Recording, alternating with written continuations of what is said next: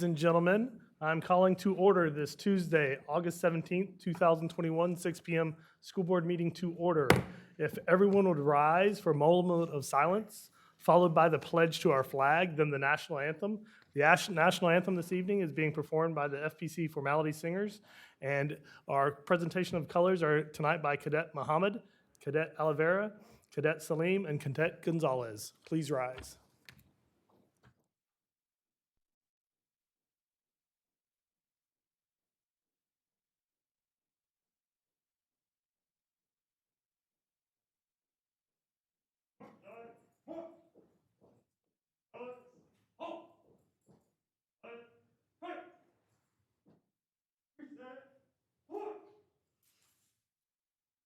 Gentlemen, please join me in a moment of silence.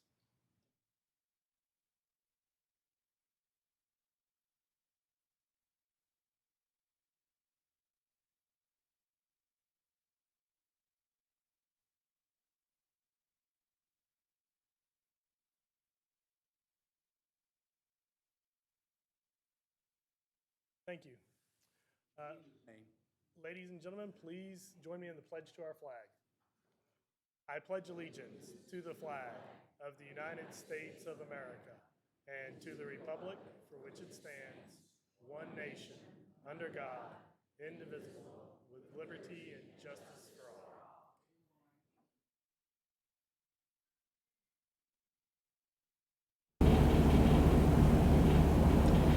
all. Oh, say, can you see by the dawn's early light what so proudly we hailed at the twilight's last gleaming, whose broad stripes and bright stars through the perilous fight o'er the ramparts we watched were so gallantly streaming, and the rocket's red glare, the bombs bursting in air, gave proof through the night that our flag was still there. Oh, say does that star-spangled banner yet wave o'er the land of the free and the home of the brave.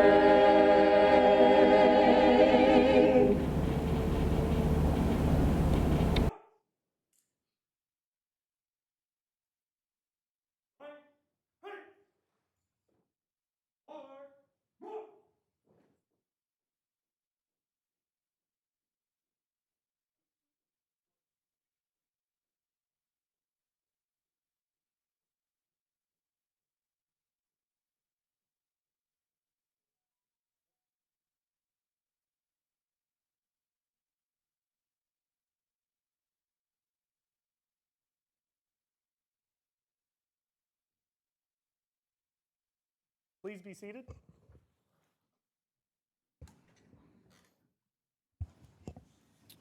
Roll call. Janet McDonald. Jill Woolbright. Cheryl Massero.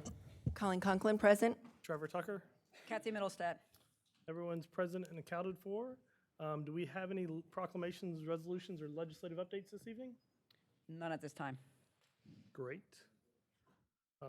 Board members, we have some minutes to approve from July 6, 2021, 3 p.m., July 20th, 2021, 1 p.m. for the information workshop, and July 20th, 2021, 6 p.m. regular meeting. Are there any changes to those minutes? Seeing none, those minutes will stand. Are there any agenda changes? None at this time, sir. Thank you. Ladies and gentlemen, now is the time for public comment. You have 3 minutes to comment We have a few rules. Please don't use any profanity. Please be civil. Please do not cheer or boo anyone who says anything. Please be respectful to everyone. When you address your comments, please address them to the chair or to the board as a whole, not an individual. And please don't use any students' names or any individual staff members' names. And with that, we're going to start off with our virtual comments this evening. People have written in virtually. Those will be read by the school board attorney, and then at that point in time, we'll call off your name. And if you wanted to speak and you haven't signed up, there is an iPad in the back for you to sign up to be able to speak for public comment. There's a time in the beginning and at the end of the meeting. Ms. Gavin? Thank you, Chair Tucker. Our first public comment is from Terry Petro regarding buses. How can we get this mess cleaned up? The buses are all over the place, and our kids cannot keep getting to school late. The next comment is from Tamara Meggie, masks in schools. When I place my child in the care of the public school system, I expect the school to do their due diligence to make sure my child is in the safest environment possible. In every instance that comes to mind, schools choose the direction of caution and a place our children's first attitude. Why is a global pandemic and immediate threat to public health in our local area treated any differently? Why is the school board acting as if their hands are tied when there is clearly a third option available that will initiate a mandate yet still allow for an opt-out? It's time to act, and it's time to act now. In light of the current COVID-19 public health crisis and the CDC guidelines for the school-aged children, I urge the school board to make a decision to favor a mask mandate until the threat has passed. This is in the best interest of our children. If we allow our children to knowingly spread the COVID-19 virus by not using masks, we are teaching our children that safety is not a priority. Science is insignificant and our medical experts are not to be trusted. This attitude will have long-term ramifications. Instead, let's teach our children to be proactive rather than reactive, to trust the experts, to protect those in our community that cannot protect themselves, and to care about the general well-being of all of the members of our community. Freedom comes with a responsibility and what is best for the greater good. Stop denying the science and the overwhelming expert testimony, the CDC guidelines, and the United States government, which is urging its citizens to mask up, social distance, and vaccinate. I, for one, am not willing to look my child in the eye and tell her that I did not do my best to protect her, that we had tools that work, but we choose not to use them. If members of Flagler County School Board disagree with safety guidelines established by scientific experts, then I might suggest a different calling would suit you better, one that is not in charge of children's safety and welfare. This will get worse before it gets better. God help us all if we choose not to act. Thank you. Darlene Murdoch, COVID masking. I would like to know what the district has planned to protect the masked students. Everything is for rights of the unmasked, nothing for those actually trying to follow CDC guidelines. It is an embarrassment. It makes us look uneducated, not to follow simple guidelines for public safety. Kelly McDonald, masks. Please return to mandating masks for students and staff. Our elementary students cannot yet be vaccinated, and it has been proven that those who are vaccinated can contract and spread the virus. If the district can mandate what clothes my child must wear to school, there is no reason why it cannot mandate masks to protect our children and families. As a nurse working in the local hospital, us healthcare workers are seeing firsthand what this virus is doing to even the healthy and young. We must protect those around us by taking the simple step of wearing a mask, especially during this wave, which has produced record numbers of positive cases and hospitalizations for our state. Refusing to is ignorant and dangerous. The next comment is from Deanna LeBlanc, COVID. I would like to see a lot more precautions taken at the school for the children as well as the teachers.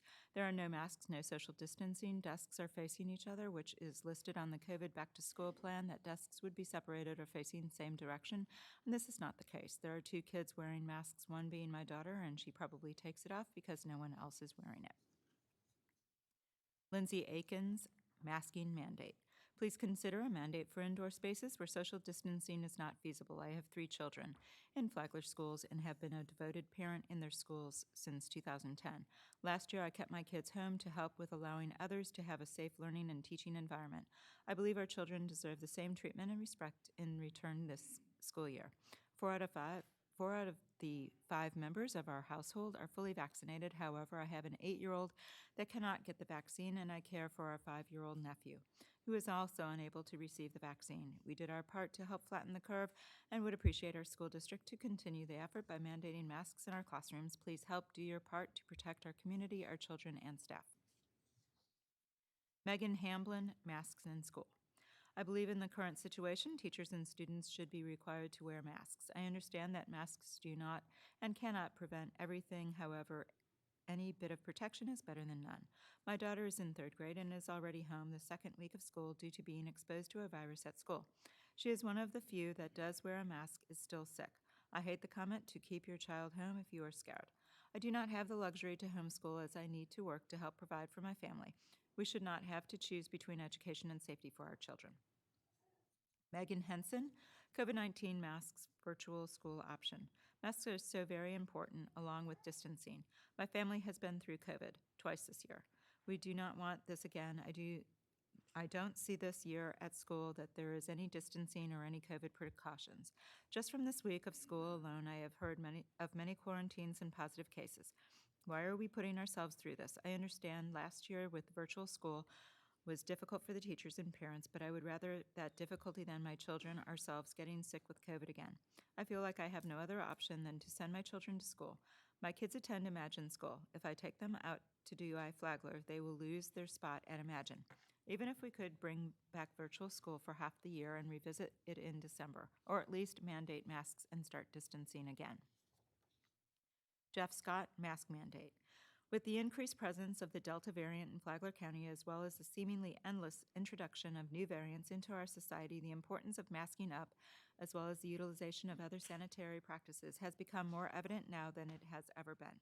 Research shows that masks are effective at keeping people safe, allowing students and teachers to remain in classrooms. We say that we support our men and women in uniform and our boys in blue, but when we are called forth to also serve our country, we seem to have failed to raise to the occasion. We maintain that the United States swears to defeat all enemies, foreign and domestic. Is this no longer true? You decide. Nicole Richter, COVID protocols. I request that Flagler schools adopt universal indoor masking for all faculty, staff, and students. A temporary measure is acceptable, and the measure can be reevaluated if we no longer have unchecked severe community spread. I don't doubt the school day is harder when wearing a mask, but the alternative is that many of these students are going to miss weeks of school, and that is much more disruptive than wearing a mask. For parents who vehemently oppose their child wearing a mask, let them opt out. It's not perfect, but it will increase the rates from a few per class masked to a few per class unmasked. I understand that Flagler Schools wants the school year to go on as normal, like things were pre-pandemic. Everyone does. But we don't live in those times, and frankly, ignoring the situation and not taking mitigation efforts is an immature response that is not a good example for our children. We can do better, so let's do better. Lisa Fleetwood Johnson, mask mandate 100% against. Please do not cower to the fearful about masking kids. Freedom for parents to choose what is best for their children is an actual thing that should not be so easily disregarded. There is a ton of research, if not more, showing the harmful effects that masks have on children's health, psyche, and socialization. Since actual science stats still show the mortality rate for children 14 and younger is at 0.009%, it is still less dangerous than the flu at 0.01%. I implore you to follow the state mandate. They are safer and healthier without masks. Jamie Corenas, masking. As a parent of a child at Old Kings Elementary School, I am asking for regards to a parent's freedom to choose what is best for their children as an actual thing that should not be so easily disregarded. There is a ton of research showing the harmful effects that masks have on children's health, psyche, and socialization. Since actual science stats still show the mortality rate for children 14 and younger at 0.009%, it is still less dangerous than the flu at 0.01%. I ask you please to follow the state mandate. They are safer and healthier without masks. Ashley Clark, masks. I don't agree with the mandatory mask mandate for the schools. Please keep it the same. Nicole Magsino, mask mandatory. Mandatory masks can limit the spread of COVID. Last year, as Wadsworth Elementary School, we have less positive cases due to staff and children being a great example on how to protect others and loved ones. This year is sadly starting very rocky. I am a mother of a 9-year-old who cannot be vaccinated, and not can we trust parents who send their children to school sick. Protect our children and protect our limited teachers. That concludes all of the public comments that were received virtually. Yes, ma'am. We also need to mention that there were 15 that were received, but they could not be read aloud because of content. That, and there were some, and there were also, and ladies and gentlemen, there were also some that came in after our 24-hour deadline to be virtual. Now is the opportunity for public comment. Do we have anyone signed up? We do have several individuals signed up. The first individual is Patty Quick, and she is speaking about masks in school.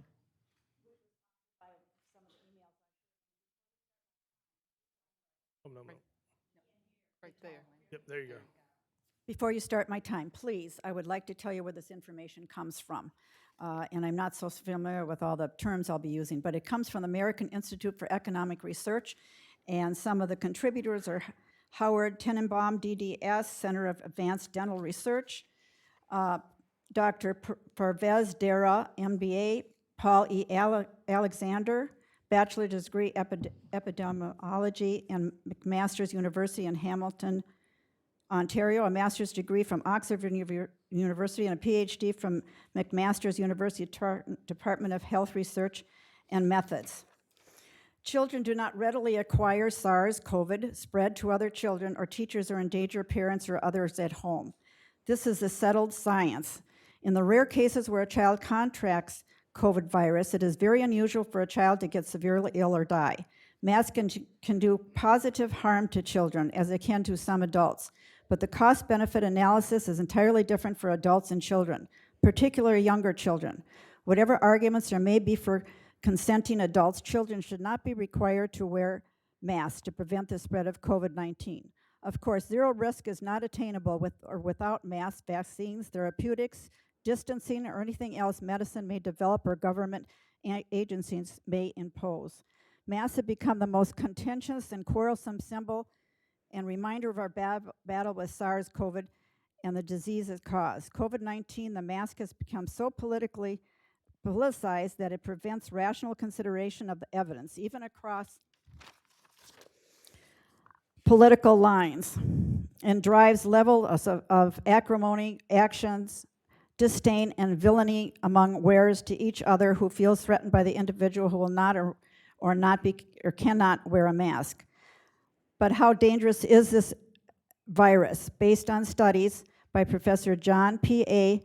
Ioannidis of Stanford University, we know we are dealing with a virus that has infectious fatality rate of 0.05 in persons 70 years and older, and way, way less for children. Yes, the public has lied to us. Yes, the public was lied to and deceived from day one by governments and their medical advisors and the media medical cabal with the incessant messaging that we were all at equal risk of severe illness and death. We suggest that this has always been known, and yet this disinformation and related falsehoods were spread seemingly both willingly and knowingly by our leaders and the media. Such conflation of risks between young and the elderly population is headed in the and creates unnecessary fear for all. It is well known that there is distinct strategic risk strongly associated with decreasing age and comorbidities. Additionally, data now suggests that children not only have extreme low risk, as mentioned above, but also that they naturally have the capability of evading the SARS-CoV virus due to the lack of the ACE-2 receptors in their nostrils. It escapes us as to why this deceit continues to be served to the public and has not stopped forthwith. What does this evidence show? Well, evidence is accumulating about the potential harm of mask use. Your time's up. I'm sorry. It is? Okay. Yes, ma'am. I just have one line, and I have so much more, and No, please ma'am. go to this Your time's up. website. I'm sorry. Good medicine requires second opinions. And Thank we you. can't just listen to the media and Yes, fear-mongering. 3 minutes, please. I'm sorry. No clapping. Ladies and gentlemen, we don't clap or cheer. We don't boo. We aren't going to do that. We're going to listen to 3 minutes of everyone. And if we can't be civil, like don't cheer, don't clap, don't boo. If you can't do that, then we won't have public comment. But please allow someone to speak for 3 minutes, and then allow the next person to speak for 3 minutes, whether you agree or disagree with theirs. We aren't going to clap. We aren't going to cheer. That's our rules, okay? Next on the list, please. Next public comment is from Chanel Channing, Department of Health and Mask Mandate.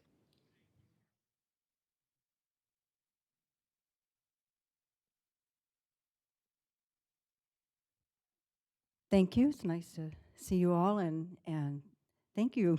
Free speech. And we're so blessed with that. And as the Taliban are starting to take over, we are now seeing that we are very blessed as a country to have our freedom. And we also see a government where actually they would justify, rightly so in their minds, putting masks over innocent women's faces. They really believe that that's what needs to be done. Now, our founding fathers, as far as a lot of you know, understood the whole concept of power corrupts and absolute power corrupts absolutely. And so what we're seeing now is Department of Health actually has the most consolidated power in our country. And so what we really want to make sure we understand is how Department of Health is really, people are believing what is being told on one side or another, and it ends up being, citizens are being put one against another, and it ends up being a weapon. And we want to make sure that it's objective. And this is what I believe our founding fathers are wanting to make sure doesn't happen, that there isn't consolidated power to be used against each other. And so we want to back off from using the Department of Health as a reason to lock down people or mask people, and to kind of just look at the optics. When you look at China, you see the optics of the Chinese people and their masks for years and years and years. When you look at the Taliban and their women in their burqas, you see people with their faces covered. This is United States of America. There's always going to be oppositions to that. And also keep in mind, no virus has ever controlled this country. And even though this is a man-made virus, and even though the one person who's in charge of Department of Health and his highest paid public servant, Dr. Fauci, we are not to be controlled by that. And therefore, we as Americans will always stand up for our freedom. Whether it's standing further distance from each other, whatever we need to do, but wearing masks permanently, no. We as Americans, we won't be doing that. Thank you. Thank you. Next, please. The next speaker is Greg Blows, Impact Fees. Hey, Greg Blasset, President and CEO of the Palm Coast Flagler Regional Chamber. Not here to talk about masks, so that might be a welcome respite for a moment, but I am here about impact fees. Before I get to impact fees, can I just say that as a recommendation for, this is my first school board meeting that I've attended. I mean, the digital comments are important, but when people kind of invest their time to be out here, it makes sense to hear from the folks in the room first, in my opinion, before digital comments, but that's me. On the impact fees, look, you know, the chamber's been a part of this process. You know where the chamber stands. We're concerned about a large increase. We're talking about potentially $60 to $70 million in impact fees collected over the next 10 years, increasing the cost of housing throughout Flagler County. And, you know, when I look at the economics of the situation in terms of home building and construction jobs in this county, it's 16% of all jobs. And so just giving voice here to that, y'all know that I've been to all the meetings. So the last thing I really wanted to say was, you know, thank you for the process. I think wherever Patty Bott is, and Superintendent, I appreciate you including us in this. It was the right process to go through for us to sit down and battle it out and look, where we stand. We disagree on some things. The numbers will prove themselves in time, but the point being, it was good to just have the conversation and have the dialogue with the stakeholders behind the scenes. So I wanted to commend y'all and staff for that.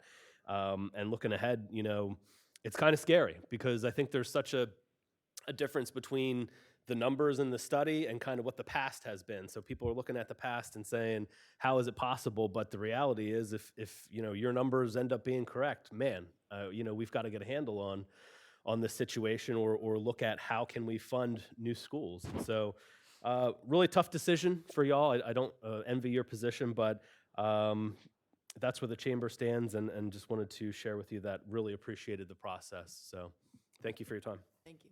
Thank you. The next speaker is Shannon Rambo, Moms for Liberty.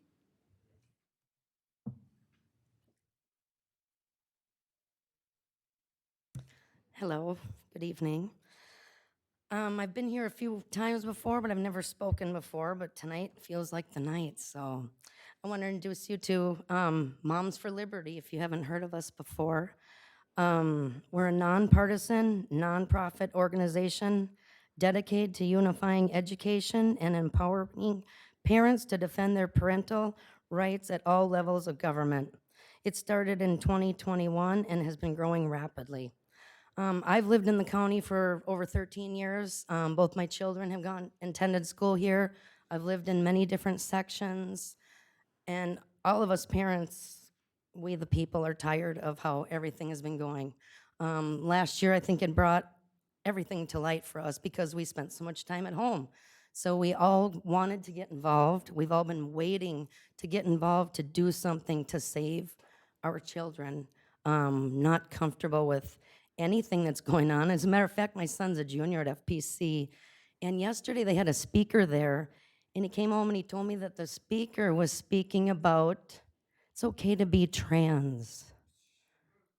And this speaker spoke 3 different times, and he had 3 different stories each time. One was he was married with a child. His last name, I'll get his name for you, but one, his child had died, he was divorced or something. The next one, he was gay.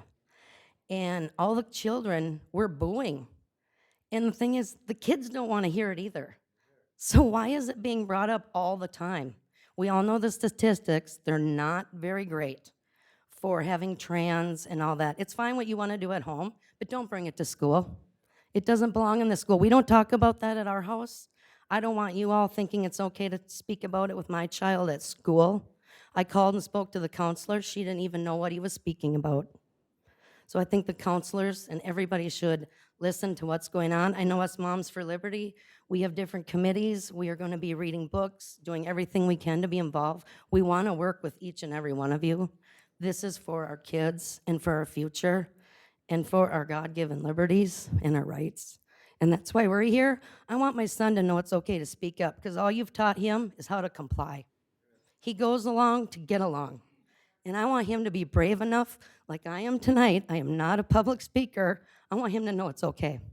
And it's time for the kids to speak up, because they're sick and tired of it too. I don't know how you're gonna get masks on any of them. They're all sick of it. Fabric does not protect your life, okay? It doesn't save your life, all right?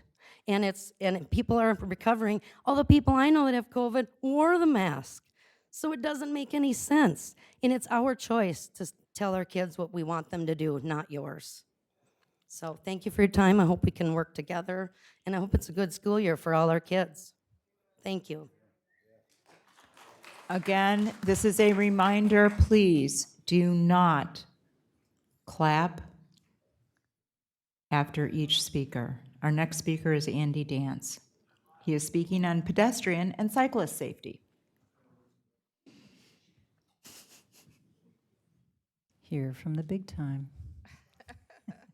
Is it nice to be back? Hi, everybody. Is it Chairman nice to be Tucker? back? Is it on? Nice to be back on the other side? that side of it is tonight. Vice Chairman Conklin, rest of the board. It's a pleasure to be here. Ms. Middlestat, Ms. Gavin, good to see you again. A year ago, we were reversed, you know. This is weird. Just a few brief comments. October 7th, 2015 was a day that shook our community. We had a young 7th grader that was hit going to her school bus. It brought a call to action to the community to review safety for students going to and from school. As a result of that, 5 FPC freshmen started a community problem-solving team called Street Talk. And again, this is a little bit of a preview for the newer board members and for Ms. Middlestad who weren't here at the time.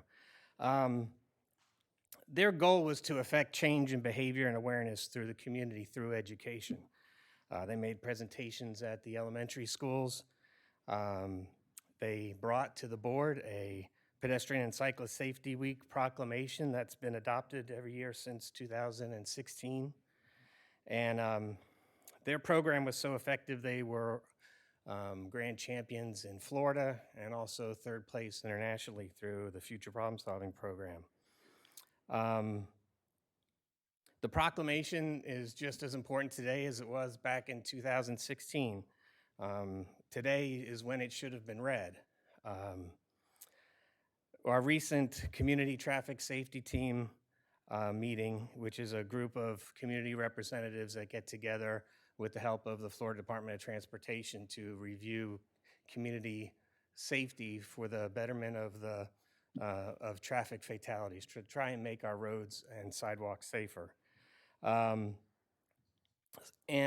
the discussion at the CTST meeting was to help the district, and we want to pull that writing of the proclamation off your hands.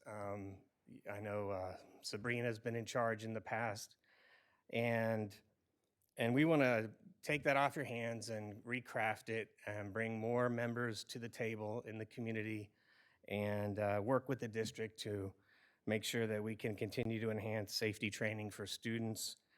We want to review and amend and memorialize this so that it's in policy and not just a proclamation. We know board members change, superintendents change, and things get lost, and this is too important for it to just go to pass. So I want to thank Ms. McDonald. She's the school board rep on the CTST, and so with her help, we'll craft and look at policy to amend and hopefully bring back to the board, get this memorialized so each year it will continue on. So thank you. Excellent. Thank you. Thanks, Andy. The next speaker is Lex Goff regarding COVID protocol.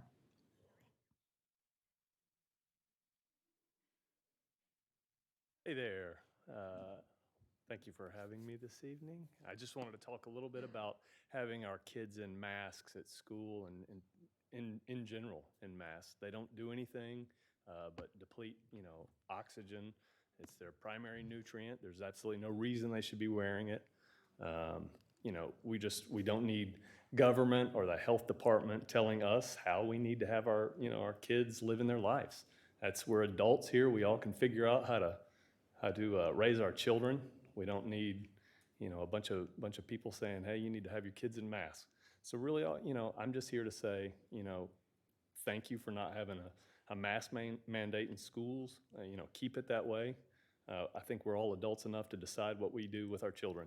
That's all I have. Thank you. Thank you. The next speaker is Rebecca Sarwi, speaking on COVID protocol.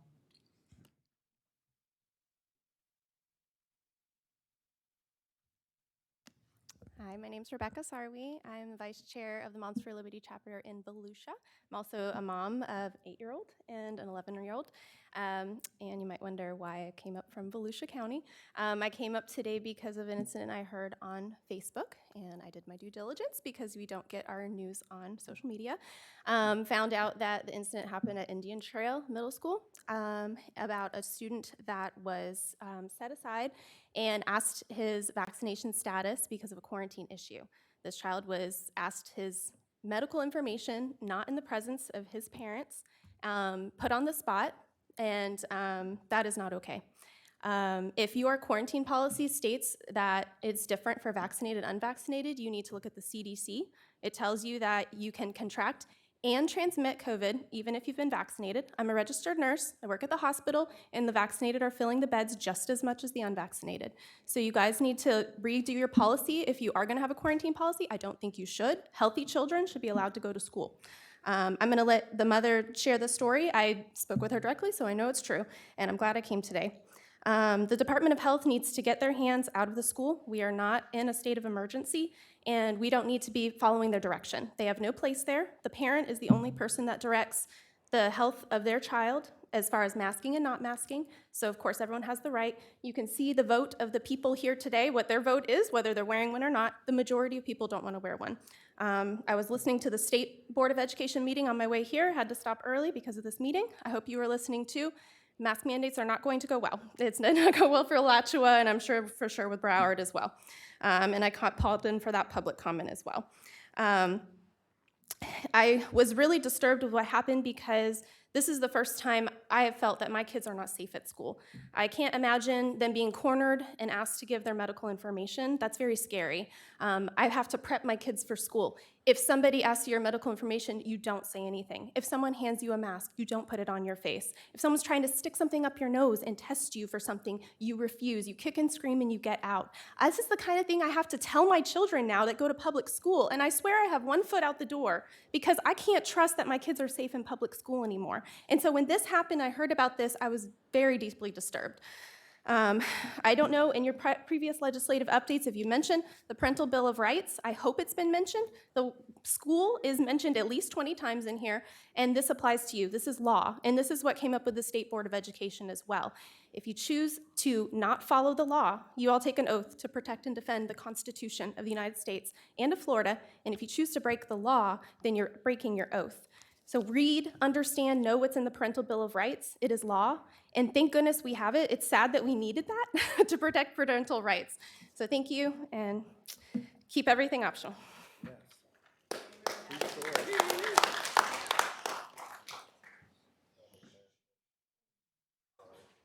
Next public comment is from Randy Bertrand, speaking on LGBTQ procedures.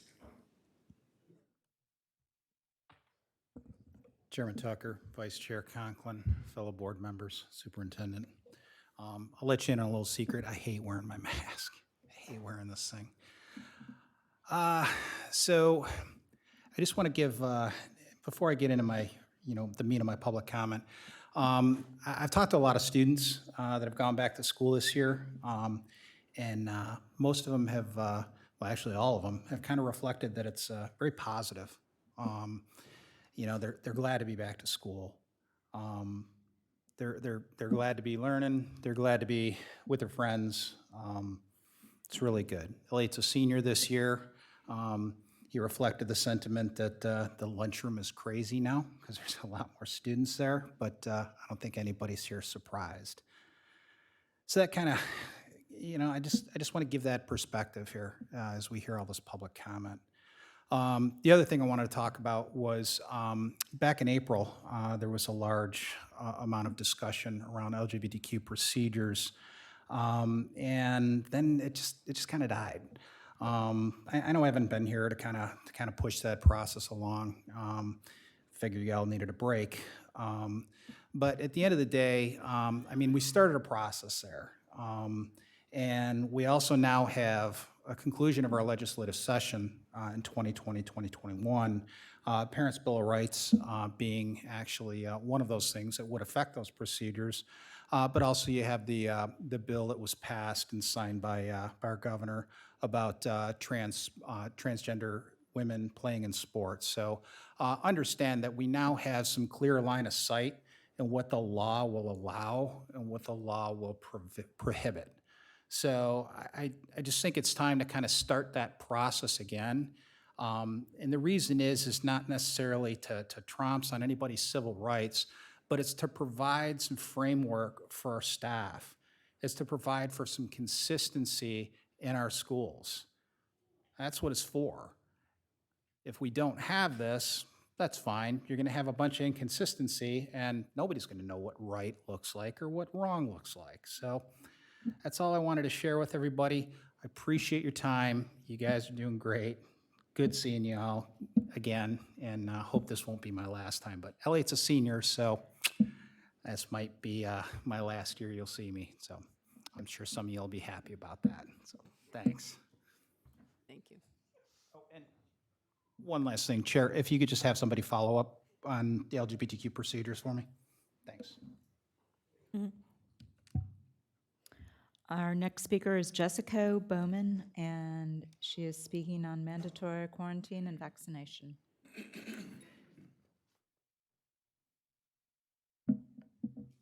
Hi, good evening.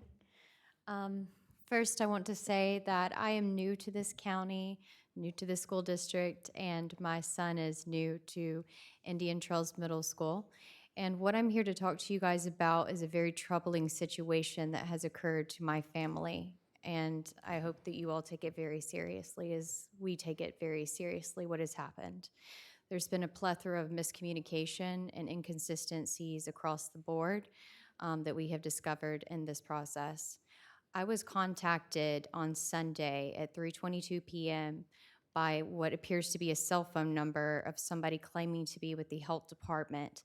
And this individual was on speakerphone. And since I was at the beach, we stopped the music. So my whole family has witnessed this phone call, including my son. So in this phone call, they tell me that my son may have been exposed to someone who may have COVID. So I question them and I say, what do you mean by may have? Are they positive for COVID? I don't need to know who they are, but when? This person can't tell me this. They can only tell me that my son has been placed on a list. They can't tell me where the list came from because I asked this question. Then this person proceeds to ask me, well, is your son okay? Is he healthy? How's he doing today? My son's fine. My son's completely fine. He's playing. Currently, he's here, but he's fine.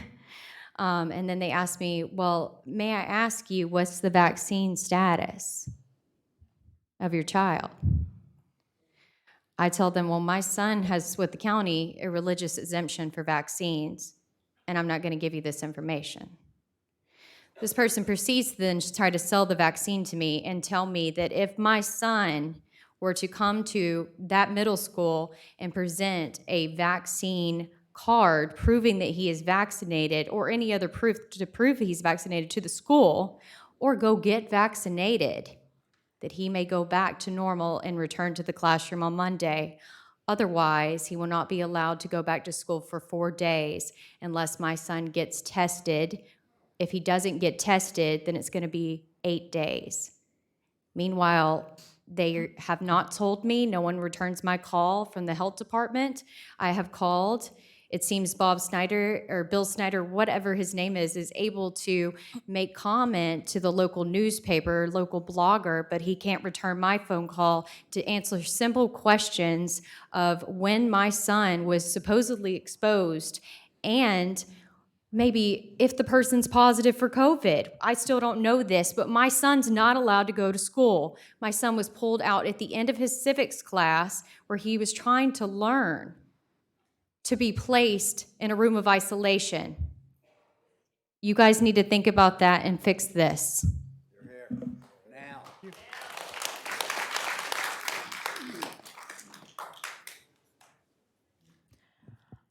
Our next speaker is Shanice Walter, anti-mask mandate.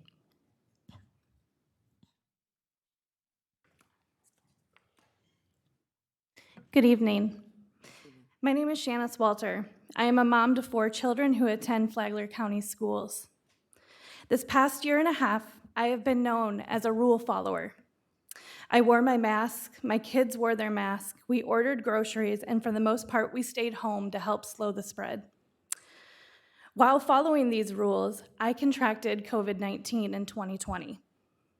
I then sent my kids to school with a mask all last year. I consoled my youngest daughter, who has a learning disability, almost daily as she cried of headaches after struggling to learn with her mask on and lack of oxygen. I will not do this another year. Masking individuals and children is not working. When it comes to standing up for my children, I will not back down. This is a pivotal time for our freedoms, and having the choice to choose what is best for my family does not come from what someone else behind a keyboard deems appropriate. I have watched these same people call names and constantly complain on parenting Facebook groups. They will never be satisfied. The only thing they contracted from this virus was a sense of entitlement. As our school board, I would hope that you could all put the differences aside and remember we are Americans. We are free to choose what is best for our families, whether it is to mask our children or not. Me, along with many other parents that sit here tonight, we will rise up and stand strong in our beliefs. Our voices matter, our freedoms matter, and no one will ever muzzle my children again. Thank you for your time. Final warning, final warning. I need to make sure we are not clapping, booing, cheering for public comment. If we cannot maintain those rules that have been set forth by the board, I will clear the room and each person will come in and have their 3 minutes to speak to the board, and we will conclude the meeting.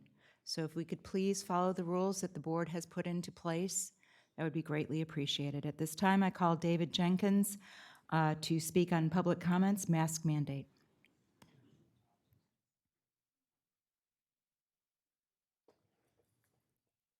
Hello, I'm a little nervous. I'm not a public speaker, but I am a father and a grandfather so I have to stand up for my kids and grandkids.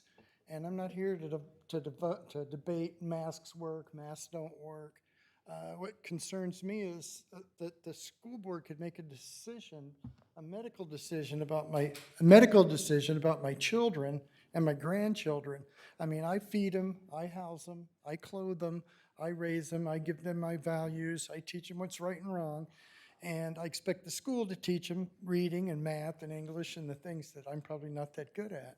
So, I mean, I'm for all parents' rights. I mean, if you want to mask your kids, please do. If that makes you feel comfortable, I don't have a problem with that.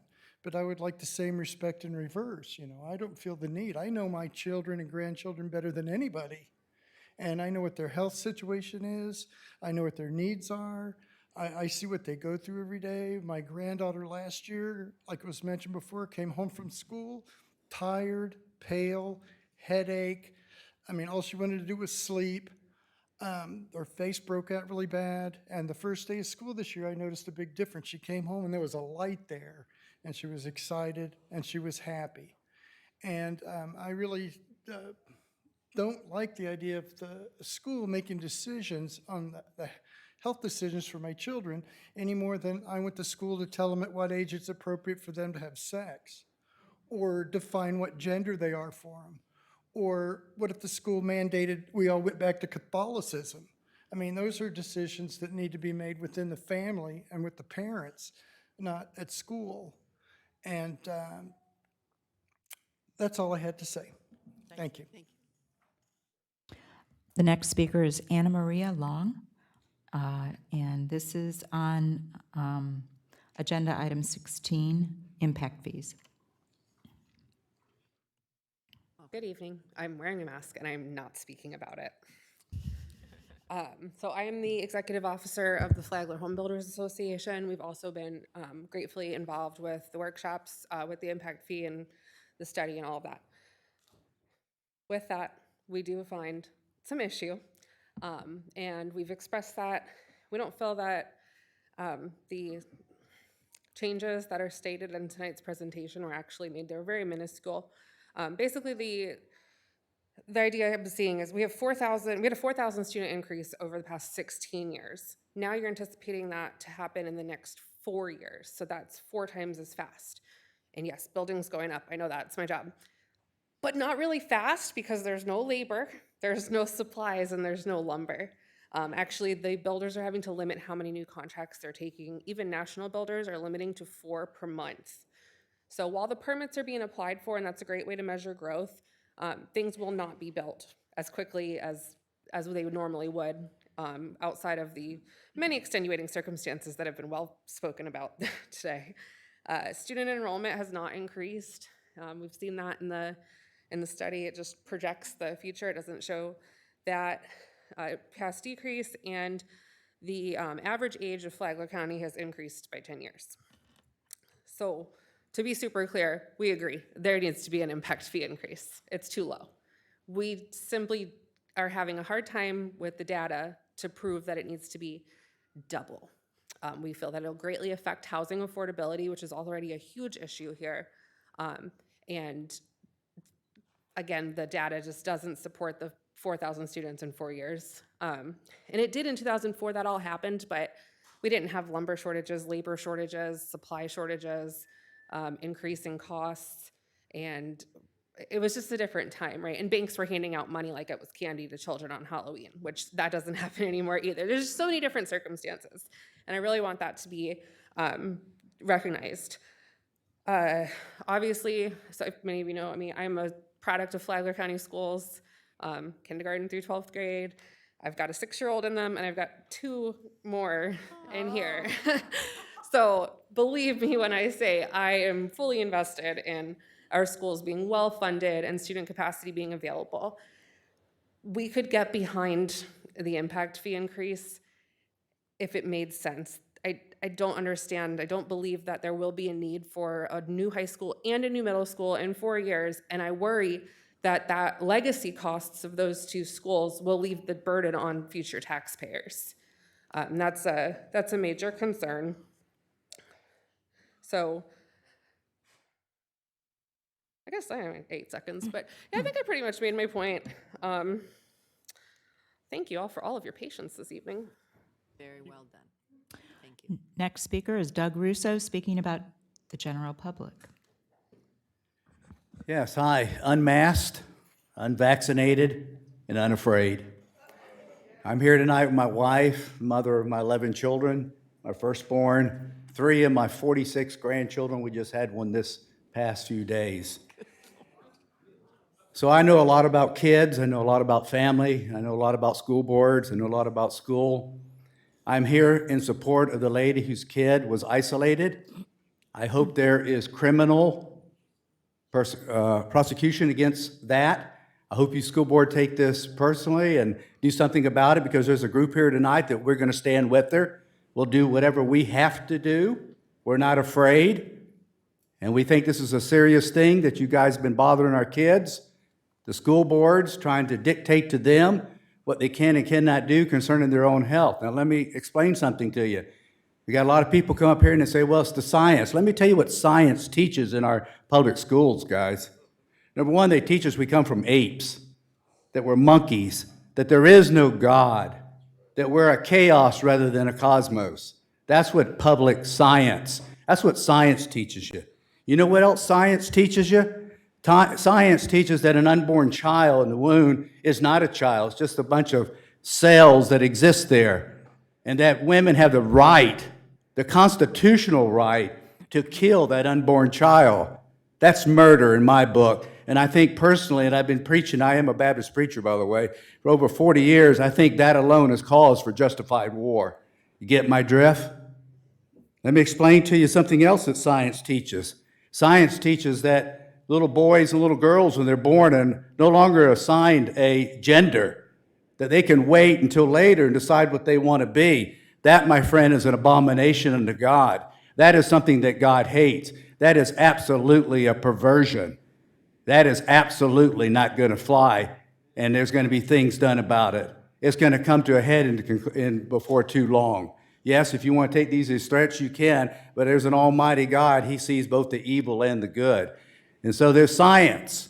When you guys want to follow science, that's the kind of science we got. We come from apes, that children in the womb are nothing but cells, and that you're not born male or female. That's science. That's Dr. Fauci. That's the CDC. And sadly to say, that's become America's educational system, and it's time that we do something about it. Pull your kids out, people. All my kids homeschool their children. Okay, pull your kids out. Let's starve this beast called this public education. I have been fighting these guys just about all my life, because I was naive at first and sent my kids to public school, and they wanted to show some stinking film with lesbians in it, and that was back in the 70s. We are in bad shape. America needs to repent. Our next speaker is Laura Gollin, speaking on masks.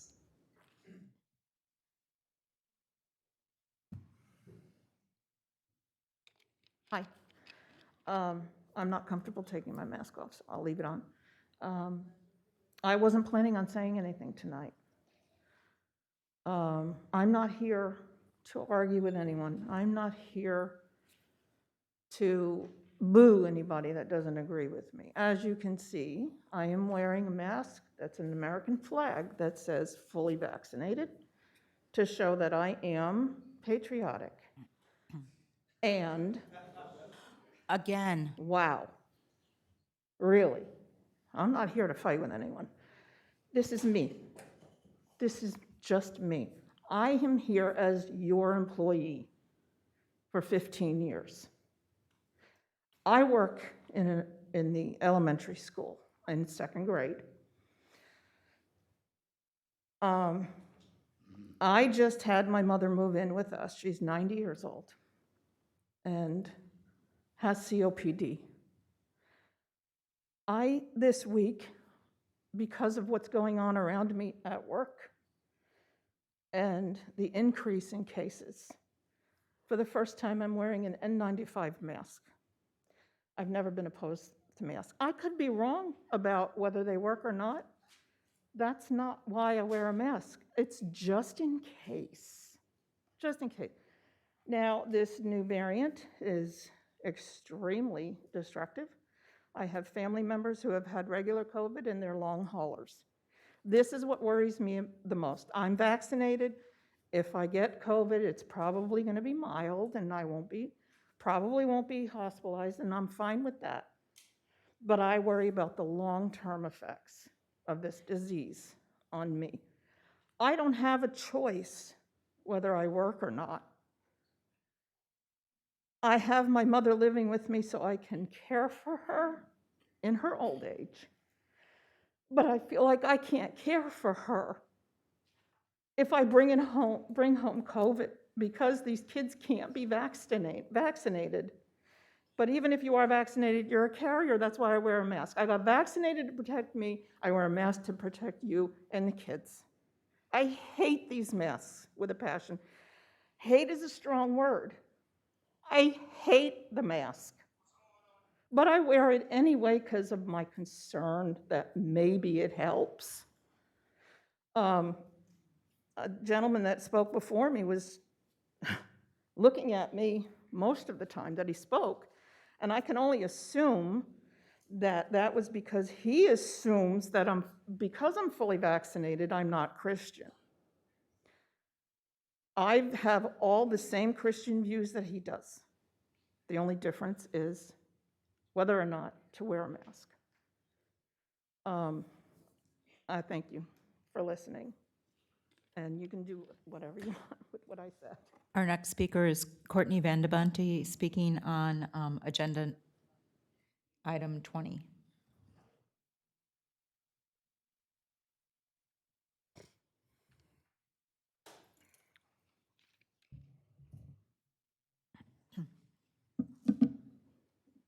Hi, thank you for having me tonight.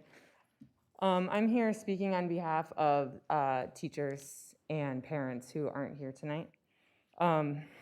The district's business as usual plan to keep things as normal as possible for the school year is sending all teachers and many parents, a message that they are not concerned for the physical or mental health of their students and staff. It also sends a message that learning is not a priority. Wearing a mask is not a personal choice if school is the only place students have to go to be safe. Many students have no other place to go and rely on school to be a safe place. School is supposed to be safe. School board members have a constitutional responsibility to protect teachers and students, and before you say you're not allowed, may I remind you that the U.S. Department of Education will allow government-issued relief funds to cover the salaries of school employees whose districts are penalized for implementing mask mandates. Teachers, elementary and middle school teachers especially, are going to work each day knowing they are either going to be exposed to COVID or inadvertently expose one of their unvaccinated students. This weighs on not only the teacher's mental and physical health, but the students as well. I'm not going to stand up here and explain how breakthrough infections are possible and more likely in unmasked environments, or how scenarios like an entire elementary class carrying the psychological weight of a dead teacher or classmate would impact them throughout their life. I shouldn't have to explain these possible scenarios to highly qualified and experienced district officials. You are hired or elected to these positions based on your experience, qualifications, and most importantly, compassion for the education of Flagler's youth. But none of that is evident right now. If it were, there would be mask mandates. There would be communication about quarantine and testing protocol with teachers. After all, they're the ones who put themselves on the front lines every day to provide the safest and most nurturing environment they can with the limited resources they've been given. If the physical and mental health impacts are not enough, then at least consider the loss of learning. We know how contagious the Delta variant is. We know the numbers of COVID cases are rising in students and staff. This is already leading to massive student and teacher absences. Considering the substitute shortage, this equates to a significant loss of learning, from the student being out sick to the teacher not being able to teach. As a former teacher of 10 years, I know firsthand how important attendance is for both the student and the teacher. Being out 3 days can impact a student's learning for weeks, causing anxiety and getting caught up, and potentially leading to apathy and a negative attitude towards school. There is no excuse for allowing this loss of learning to take place. The only solution I see is to mandate masks for students, teachers, staff, visitors, and anyone else who enters school property. Follow the protocol set forth by 7 other districts in the state and hundreds in the country. Mandate masks for a 30-day period and then reassess the situation. And lastly, to everyone who is able to be vaccinated and still continues to wear a mask, thank you for understanding the importance of setting an example of compassion for others and our students. The next speaker is Kelly Daniels regarding masks.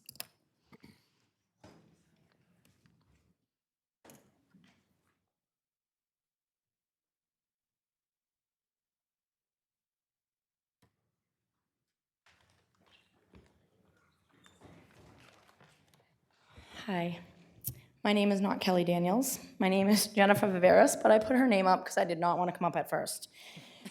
Okay, so I hear a lot of complaining lately on whether or not this should be mandated masks. I have 2 children that attend school here in Flagler, and I am actually appalled with the negativity in this community on what is right and what is wrong. There is no right or wrong. There's parents' choice, and there's our freedom. My children wore a mask all last year, and it was miserable.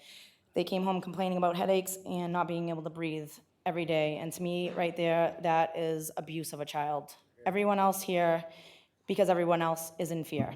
I will not allow the fear of everyone else being put on my children. It's not fair to them. If you're in fear, you are more than welcome for you to wear a mask or your child.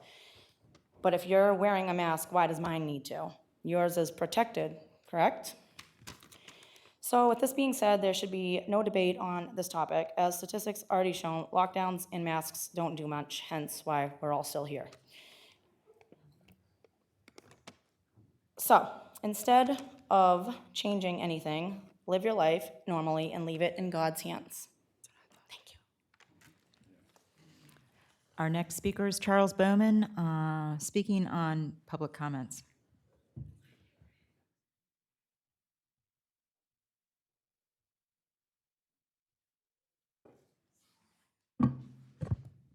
How you guys doing?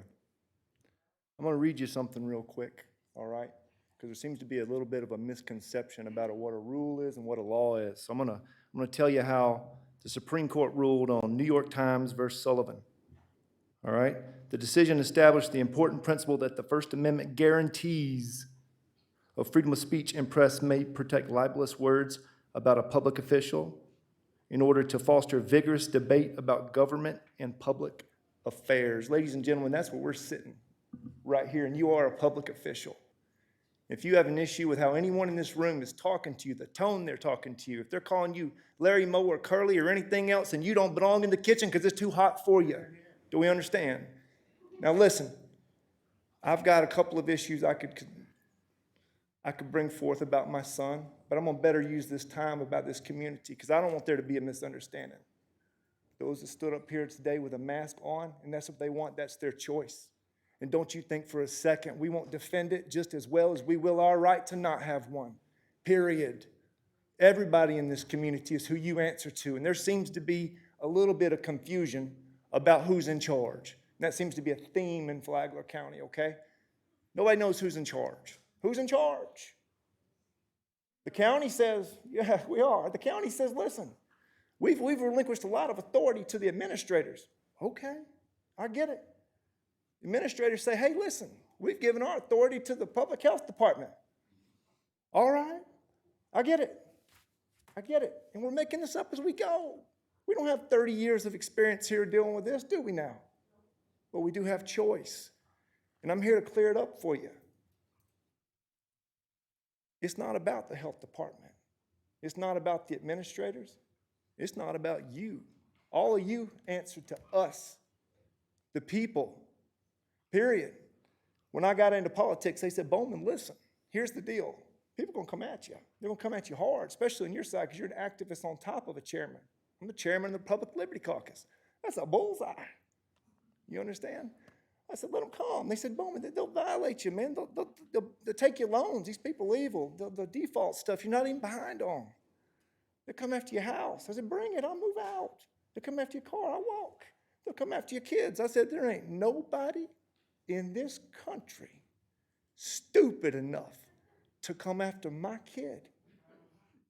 You got 29 seconds, and I'm going to give it to you to apologize, and I will reconsider, and I'll afford it to every one of you. Any of you are welcome to, because let me tell you something. When it comes to my kid, when it comes to their kids, nobody messes with our kids.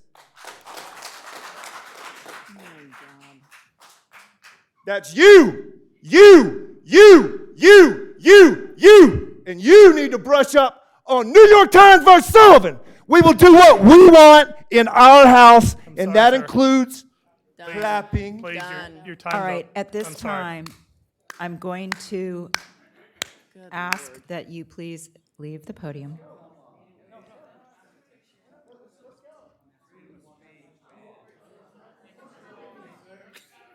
Bunch of hippies.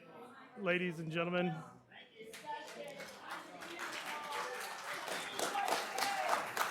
Ladies and gentlemen.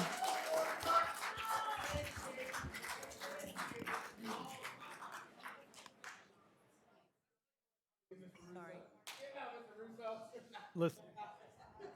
Ladies and gentlemen, we can either continue to be civil and please no clapping and applauding, and we can continue, or we will clear the room.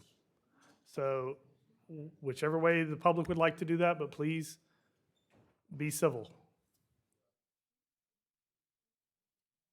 Okay. All right, next speaker is Steve Sherman. Mr. Sherman, I presume it is regarding student safety. General safety. Yep. Okay.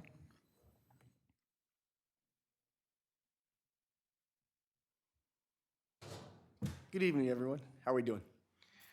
I've met some of you guys. Some of you guys have met us. My family owns Twisted Minds escape rooms here in town. How many of you have been there? Raise your hand. Show of them, Twisted Minds escape rooms. Handful of people, Twisted Minds escape rooms here in town. There's entertainment here. There's things to do for families, okay? How many of you have heard about us? You know why? Promises made, promises not kept. So, why am I here at Public Safety? Since last May, we've been open. We went to the Board of Health, the fire department, our local officials. We presented a safety plan. 32 years in the restaurant industry, I presented something they couldn't argue with. I've seen over 1,500 guests. Since we reopened last year, no one's gotten sick. I've had 5 heart attacks, double bypass surgery, I have a pacemaker, IED, I have COPD. I wear a mask when I think I should. I go outside with my life in my hands. But I operate my business with your lives in my hands. I think of you guys every time I leave my house. I make sure that my kids sanitize, I make sure we sanitize our business. I make sure that we clean everything. I make sure that we offer the opportunity. We'd like you to wear a mask when you come in, but we don't require it. We will clean and sanitize after. How many people have started to think about personal responsibility? Tell my children every time they're switching class, as soon as you get there, take out your little sanitizer and use it. You know why? You touch the handrail, you touch your friend, you touch your face. So it's real simple. It's a lot of things that we can do, but you know what? Personal responsibility. Everyone know what nepotism is? You're not allowed to do things just because you think it's okay, just because your friends may want to. They may ask you to do things, okay? What happened to Mr. Bowman's family? Happened to mine, but you guys aren't aware of it. My family's lost almost $100,000 because of nepotism in this town. How many of our banners are at your schools? How many emails have I sent to people trying for us to market and advertise for things that are great for little children to grandparents? Something for this community that helps, that provides, and gives something to people. And how has it been brought in and accepted? It was blocked off. So we're going to change that. And I'm going to give a homework question. What is interference in commerce? Let's figure it out, people, because I know. Thank you. All right, the next speaker is Sean Morrison regarding COVID protocol. I'd like to begin by telling Mr. Bowman thank you. He's absolutely on point. Most meetings begin with an invocation and Pledge of Allegiance. I would hope that all of our classes do, at least in Flagler County. I'm the chairman of St. Augustine Tea Party. I came down here after seeing Mr. Bowman's son on the internet. I guess this video is gaining traction, got some teeth to it. It's pretty disgusting. When you say that Pledge of Allegiance, you give a pledge to liberty and justice. Liberty is defined as the state of being free within society from oppressive restrictions imposed by authorities on one's way of life, behavior, or political views. And justice is fair and reasonable, the quality of being impartial, and moral righteousness based on ethics. What happened to his son is disgusting. I watched the video. They pull him out of school and send him out because somebody that he may have come in contact with may have had COVID. So why are you all here? Because somebody y'all may have come in contact with may have COVID. How do you know? You don't even have to prove it before you snatch these kids out of school. We had a teacher come up here and said, missing 3 days of school is detriment to your child's education. And you send this young man out of school for 4 days because he may have come in contact with somebody that may have had COVID. And then you have a law enforcement officer standing on the sidewalk outside of the school telling her that there's nothing he can do about it. Constitutionally sworn officers of Flagler County for the Flagler County education system. Let me enlighten y'all on something called the Nuremberg Code of 1947. The Nuremberg Code, that's the US and Soviets, for trying permanent members of the Nazi Party.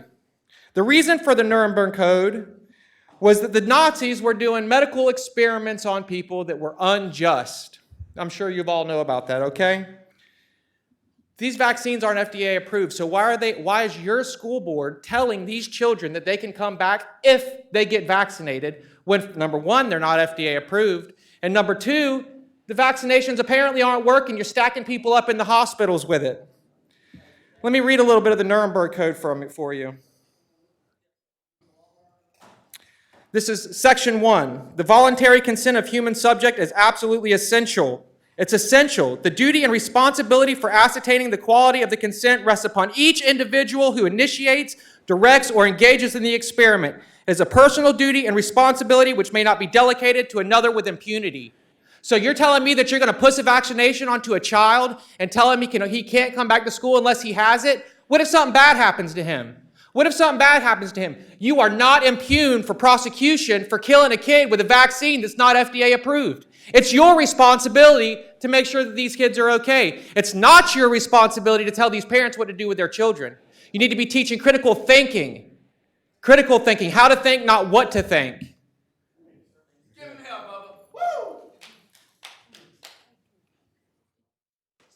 Next speaker, please. Our next speaker is Myra Middleton, speaking on Introduction to Surge Flagler. Not quite. Good evening. Good evening. Mr. Chair, members of the board, my name is Dr. Myra Middleton Valentine, and I stand before you not to talk about COVID or the mask. I stand to introduce Surge Flagler. Surge is an acronym for Showing Up for Racial Justice, and it is a national network of nonpartisan groups and individuals organizing white people predominantly for racial and economic justice. One of our initiatives includes education and educational institutions. Showing up for racial justice isn't something that just helps people of color. We also find mutual interest with other organizations to address systemic oppression for the poor, working class, and disabled. Surge is working to win concrete changes that divest resources from minority groups and invest in practices that help people thrive. So remember the name, Surge Flagler. And I'm sure you will be hearing from us in the future as we review discipline procedures and alternative placements, mental health supports, enrollment and flagship programs, just to name a few. Thank you so much. Our next speaker is Elaine Hooper on mask mandate.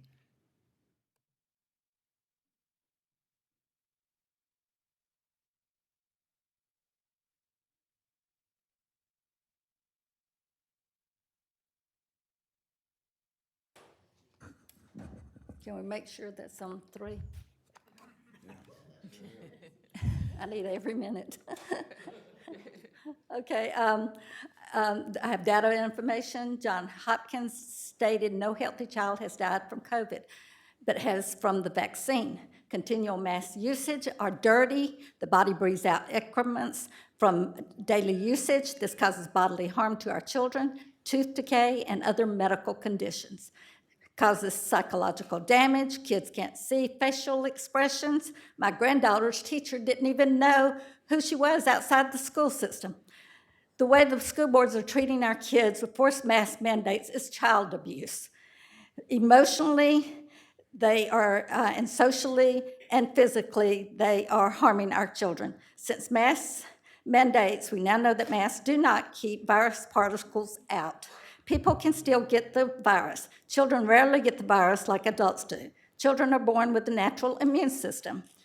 Data, 48,000 kids diagnosed with COVID showed 0 mortality rate among children, except for people with kids with comorbidity. CDC suggests that children are breathing in increased levels of CO2. There have been kids who have passed out during sports. The way the school boards are treating our kids with forced mask mandates is a form of child abuse. It hinders the children from learning and harms their emotions, their social and physical bodies. Since we know that mask does not keep virus particles out, yes, people will get the virus, but children rarely get sick like the adults. Why? Because God gave us natural immunities. Mask usage to young kids are frightening the children by invisible menace lurking in the air. Mask usage is physiologically abusive too. It's hard for kids to learn linguistic skills. It takes looking at the mouth to form words and phonics them out. Also, kids with learning impairment who lip read and facial cues. And children's social skills are tainted because they cannot see their friends' expressions. In Sweden, study shows that kids who wore masks at school and ones who didn't show no masks at school, and the ones who didn't show no risk in serious COVID diseases. In Germany, 18,000 kids reported headaches, making it hard for them to concentrate. 1/3 had side effects, reluctance to go to school, unhappiness, malaise, impaired learning, drowsiness, and fatigue. Our children's rights are being violated. Judge in Germany in a court lawsuit declared that mask usage damaged the mental and physical, spiritual well-beings of the kids without discernible benefits for the children. Is the Flagler County School Board prepared financially to fight the lawsuits that can come from the mask mandates? Thank you. Our next speakers are Jolie Andrews and Zoe Allred on dress code.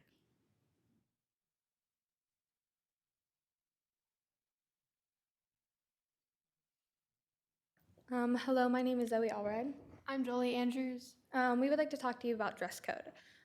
What we have in mind is not something so major as you've probably heard petitions over petitions. We still want to make dress code accessible and professional for all. We think that having graphic t-shirts or just plain sweatpants should be acceptable, since sweatpants with Matanzas logos are already acceptable.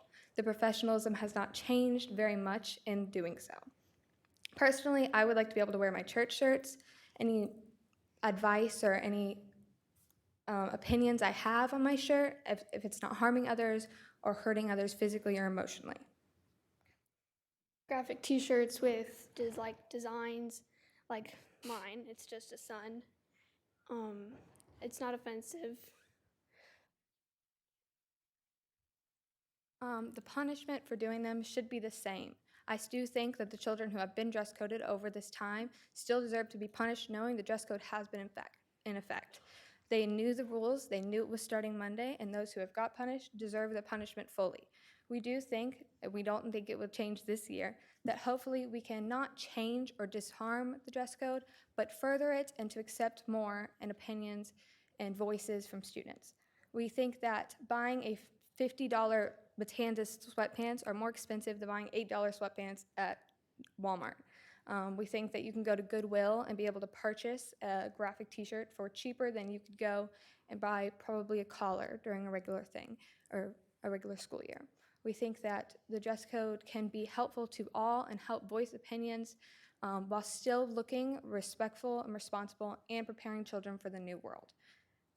Thank you very much and have a wonderful night. Thank you. Good job. Next speaker is Stacy Harris regarding masks. Okay. Next speaker is Addison Rio regarding masks.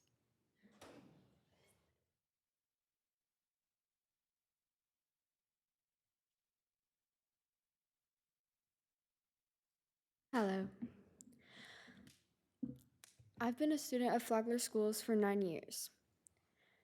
The school year 2020 changed everything for me, my friends, even my teachers. I believe that wearing masks is definitely a choice for students, teachers. If you want to force a mask on a student, simply just tell students to not come to school if they're sick. So please, to all people that think you need a mask, respect me in my footsteps, walking here to show you how I feel at the age of 13. I have my whole life ahead of me, and I don't plan to stop all of this for people who have a weakened immune system that force us children to wear a mask. Thank you. Our next speaker is Carrie Forbes regarding masking. Regarding public comment.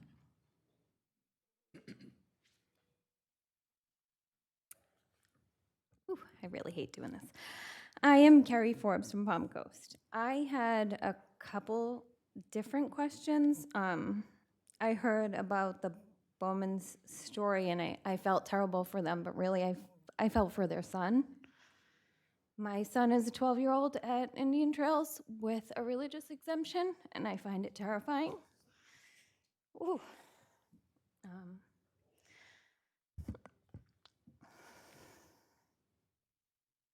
You're doing good. Take a deep breath. Okay. There you go. Can you stop the timer? Sorry. Don't apologize. Okay, I'm ready. Really, the biggest thing, I don't want my son to be afraid.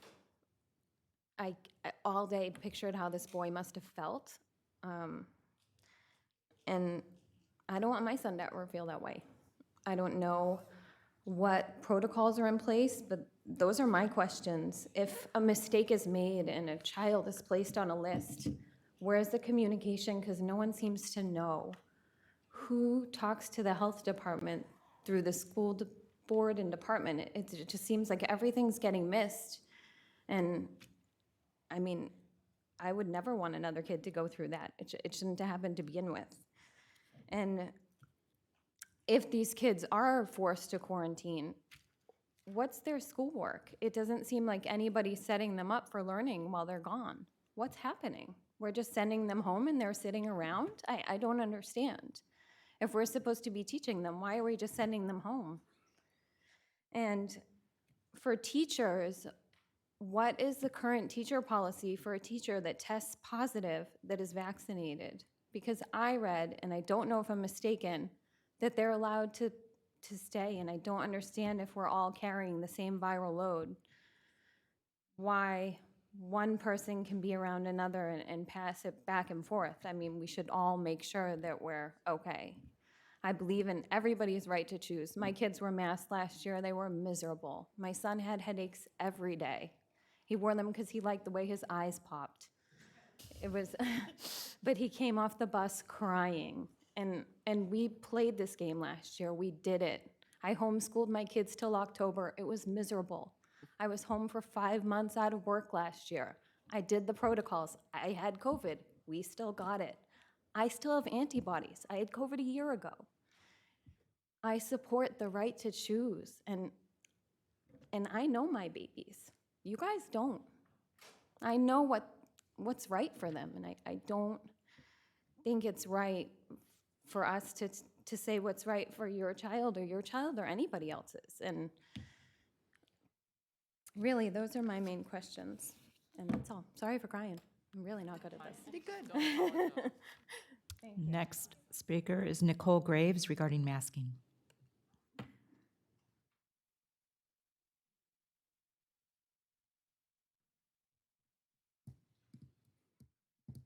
They told me, oh no. I'll be really quick. I don't like masks either. I hate these things. What I don't like is you set a platform of rules and you asked everyone to follow them. You said the final warning, right? And then everybody continued to just keep doing whatever they wanted. That's not how things work, right? And you're a public school system, and this is part of public health, not individual health, public health. So part of, like, if I'm driving down the road in America, I drive on the right side of the road. But if I'm going to England, drive on the left. Public agreement to follow the rules and get along. So I just don't understand why we weren't all thrown out. I don't understand why one of the board members was cheering. I don't understand why we can't have a public approach to this. I feel really bad with the miscommunication of the student, too. But then I've asked repeatedly, what is the plan, right? So we all don't wear masks, that's great, okay? Everybody gets sick, like they're, that 5,000 kids in Hillsborough, right? Quarantined right now. What's the plan for the mass exit of the schools? Because that seems to be the trajectory that the board would like to head in. And the public seems to support that. So what's the actual plan, not the individual plan? Thank you. Oh, also, I remember there was a moment where, gosh, how many students was it? Dozens of students came up here pouring their hearts out to you about a specific topic. And we were warned sternly that if we cheered, we would all be thrown out. Do you remember that? I don't understand why we can't follow the rules, including your board members are even supporting and cheering for people. We all need to play by the same level playing field. Thank you. All right, at this time, I am going to clear the room. We have 4 speakers remaining. I want to let Ms. Quick and Ms. Bowman know that I'm not skipping over you when I do not call you in. You will be reserved till the end of the meeting. We only allow 1 public comment in the beginning and 1 public comment in the end. I am going to clear the room with the exception of my staff. They are to remain in the room, but I am going to clear the room. The next speaker is Lisa P. She is speaking on Executive Order 21-175 and LGBTQ. At this time, I'm going to clear the room except for Ms. P.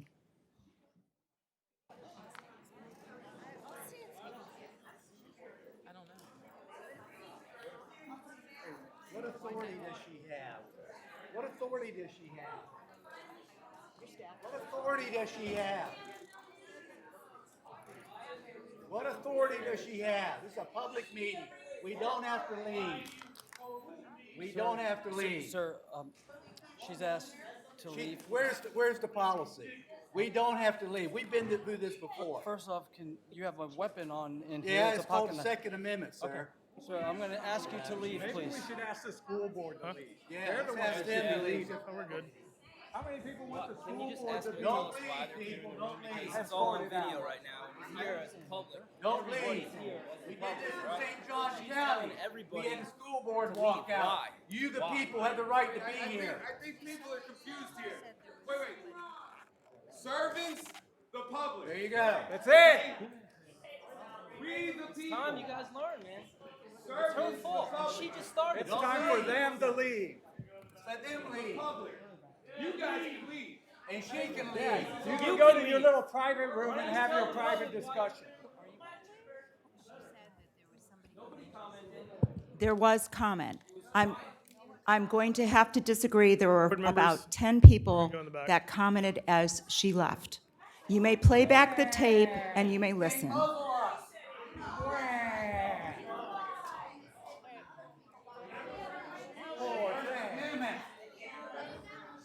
And the freedom of speech.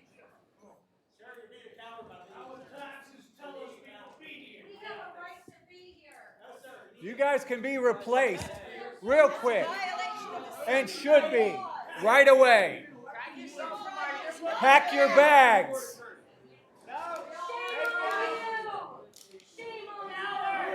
Howard.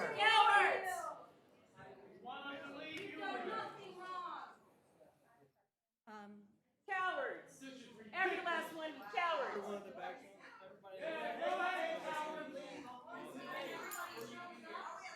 Impeach the school board. Except for her, yeah, I know her. The school board does not own our children.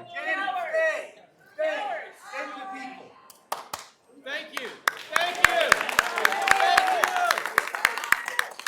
Woo!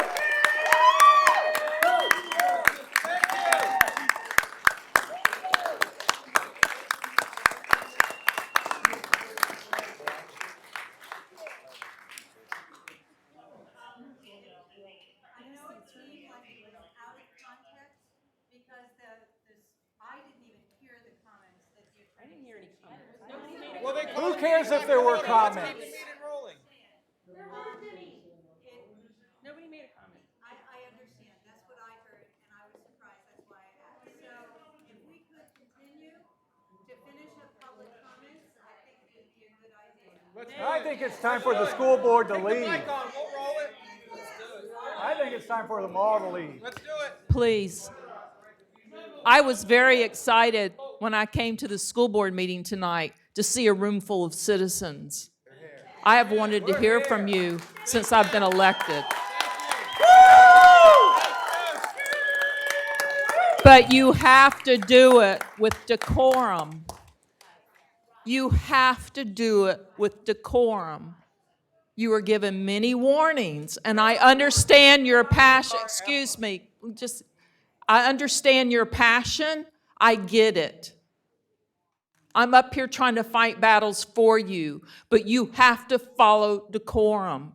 If you don't, there's consequences. That's what we teach our children. That's what we're teaching. That's what we're. Why didn't you have that passion for the kid that was locked up? What about I'm the trying to child that was help locked you. up today? Why didn't you have that passion then? Yeah, let's lock up some All more right. children. I'm being told by the policeman to leave. I can't speak because you won't let me speak. I'm trying to help you. I'm sorry. I'm sorry. Thank you. Yeah. I don't feel unsafe out here, and we don't want to argue. We want to hear the rest of what you have to say. I don't have the list, so if anyone who is on the list who hasn't spoken yet could line up in the center and everyone else resume, sit down. I would like to hear what you have to say.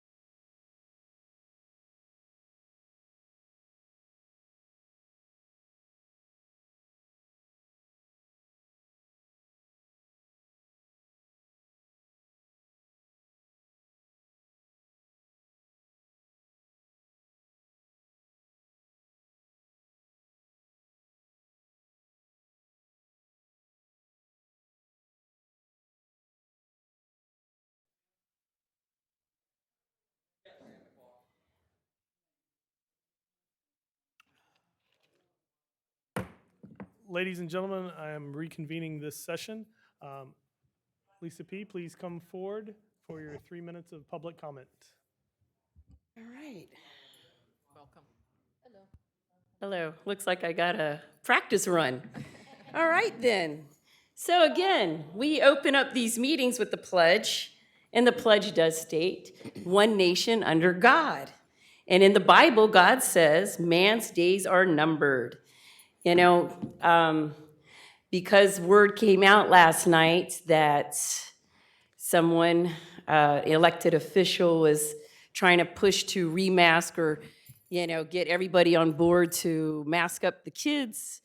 Late last night, a petition went out, just very late last night, and they've already gotten over 450 signatures thus far. And the petition was to stand with Governor DeSantis's executive order 21-175. And we also asked that we urge each and every one of the school board members and employees to be in compliance with this order, and ask that anyone that goes against any item within the order to be reprimanded, removed, or terminated immediately for insubordination and posing an adverse threat to the safety of our children. His executive order cited scientific basis for each thing that he outlined in the order. So I don't think that we should be questioning that. As far as vaccines are concerned, my mom was vaccinated. I don't agree with vaccines. I'm the one who made that decision, though, because I knew had she been in her right mind, my mom had dementia, that she would have done it. So out of respect for her and, you know, more of if something were to happen, I did what, you know, she would have done. Unfortunately, you know, she did the one that you needed the 2 vaccines, one and then 3 weeks later. My mom died before the second one. It was, So sorry. fortunately, I was able to bring her home in time to at least have 6 days with her. She was not coherent at all. She was already in the dying process, but I'm glad that I had her home. But the point being is I would not tell anybody or force a vaccine on someone, because God forbid something happen. I don't want that blood on my hands. And I would not tell anybody not, I mean, I would say I personally won't get vaccinated, but I wouldn't tell anybody else not to. It's up to them. They need to do that research and feel comfortable with what they want to do.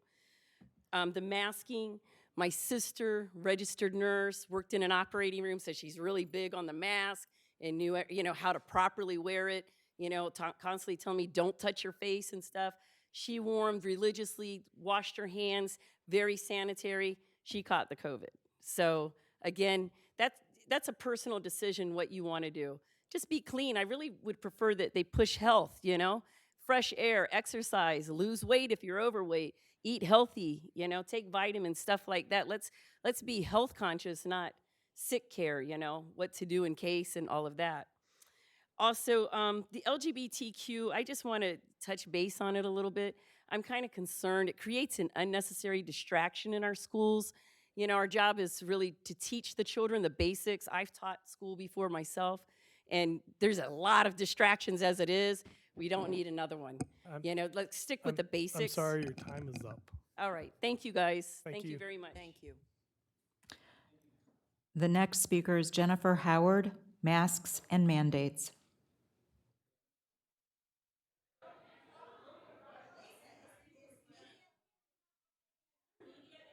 Yes.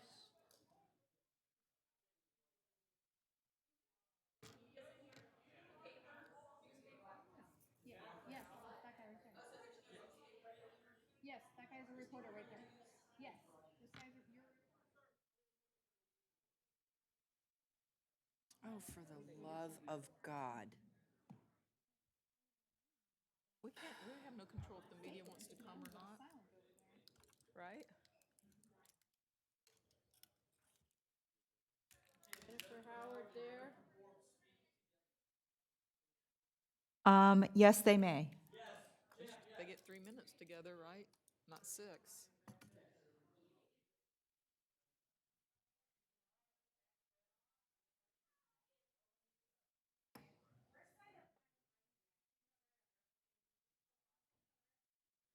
We're not gonna cause problems, we promise.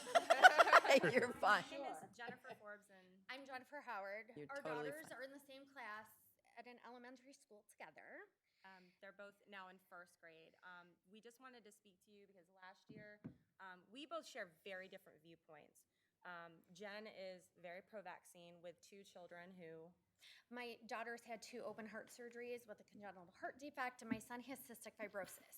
So, super very medical.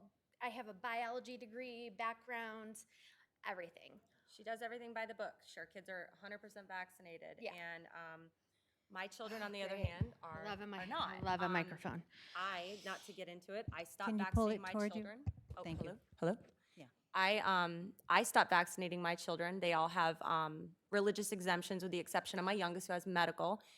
He is severely vaccine injured, which is not what I'm here to talk about. But what I'm trying to show is she vaccinates, masks her kids every day. Last year, my 6-year-old did not wear a mask at all. Maybe one day because her friends were and she wanted to be cool like her friends. Whatever my daughter wants to do, I'm going to support her. But I prefer her not to for certain reasons that I just don't agree with the mask and what it does to the health. But our kids hang out. She is not. Her daughter spent the night at my house on Friday. And you're friends. And we're we're friends. And It's amazing. I'm not anti-vax, I'm an ex-vaxxer, and she's very pro-vax, but we believe in freedom of choice. And she's not scared that my children, who, by the way, are very, very healthy, and I have gotten blessed that I have not caught COVID. My family has not. And We have not either they in have our not. house. But I know there are people out there that have concerns, but from 2 parents, one who has severely medically fragile children, and me who has a child who has had 1 vaccine, almost died from it, is still not right from it, and I struggle with that every day with him. And my other 2 I've stopped with.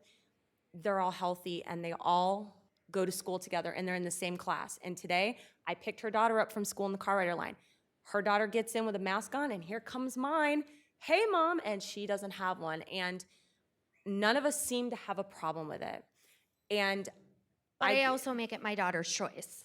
She does. I don't force it on her. If you want to wear it, wear it. You got your lanyard, you can take it off, you can do whatever.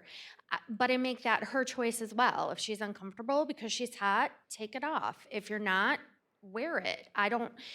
But like I said, she's had 2 open heart surgeries. We're very lucky that she's been as healthy as she has been. I also have a mom that lives with us who's 77 with dementia. I chose not to get the vaccines for her. So we just believe in freedom of choice. Yeah. And we hope that the school board will still appreciate that. And, you know, if you did bring the mask mandate back, I'm not going to send my daughter to school. I'll homeschool her. But that's my choice based upon what you guys choose. And we hope that the other parents will respect if you choose not to mandate the masks and either keep their kids home or send them to school. And I'll still let her kid come over to my house Thank without you. mask. Thank you. Thank you for letting us speak. I really appreciate it. Thank you. Thanks for hanging in there. A lot of people think we're going to give them. Or try to. Thank you. Our final speaker for this session is Kathy Ostrino, and she is speaking on masks and the variant. Huh? What did it say?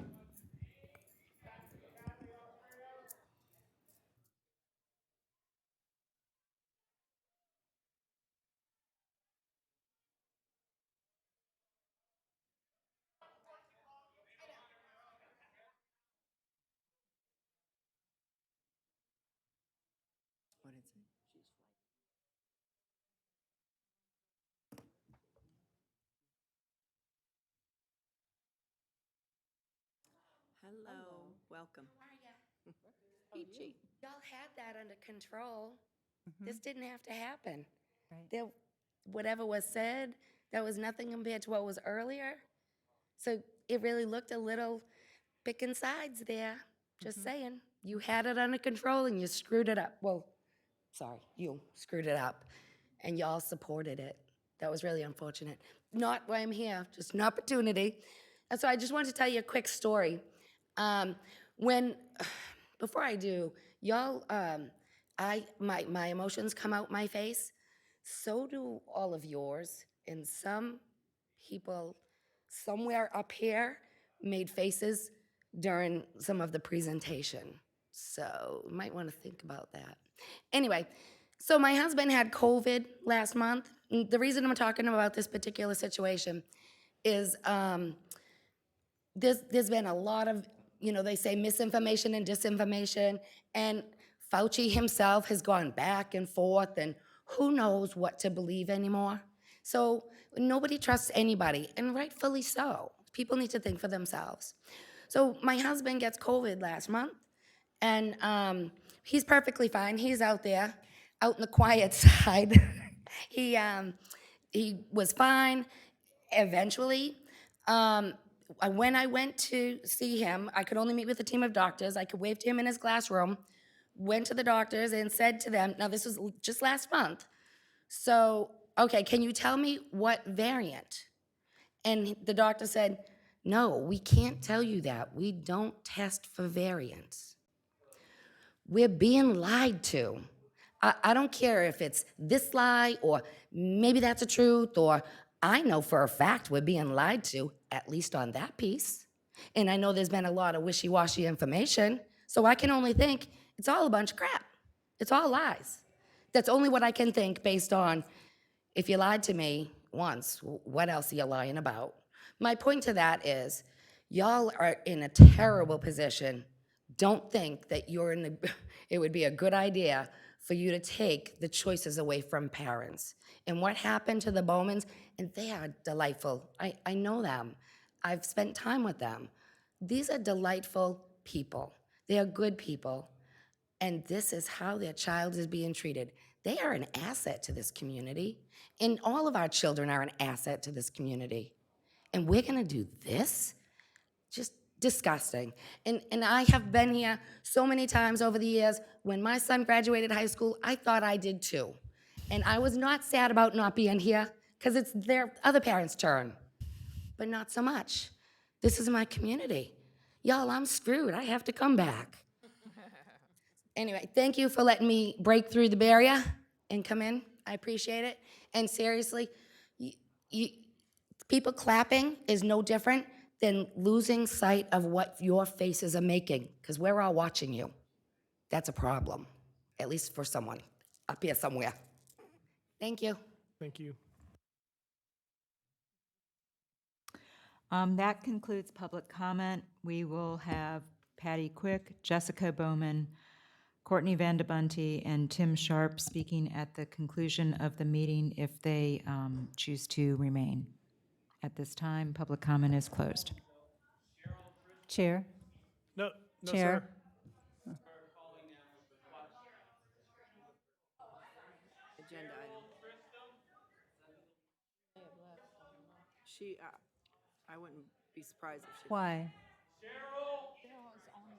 No, We're I going on to understand. Consent items. Okay, well, Mr. Chair, question. Will the people who are expected to speak at the end be notified that they will speak at the end so they know to stay? I had announced prior to our room clearing that they would be not speaking at the beginning because they had already spoken once. They acknowledged me, that they understood that, and I believe that they are announcing it again. They have their names. Okay, I just wanted them to know that with the break in the meeting, that they're still they have an option to stay. They have the option to stay, and Mr. Rizzo stated Thank it you. I again. appreciate that. Is the iPad out there for them to sign up The as well? iPad is out there for people to sign up, yes. Thank you. okay, board members, we're moving on to consent items. We have 7.01 to 7.06, 9.01 to 9.04, 10.01, 10.02, 1201, 1203. Excuse me, move approval with, I would like to pull out, hold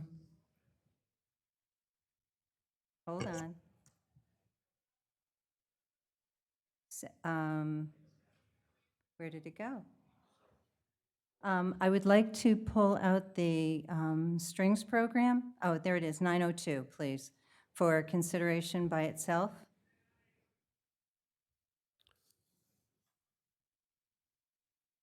Board members,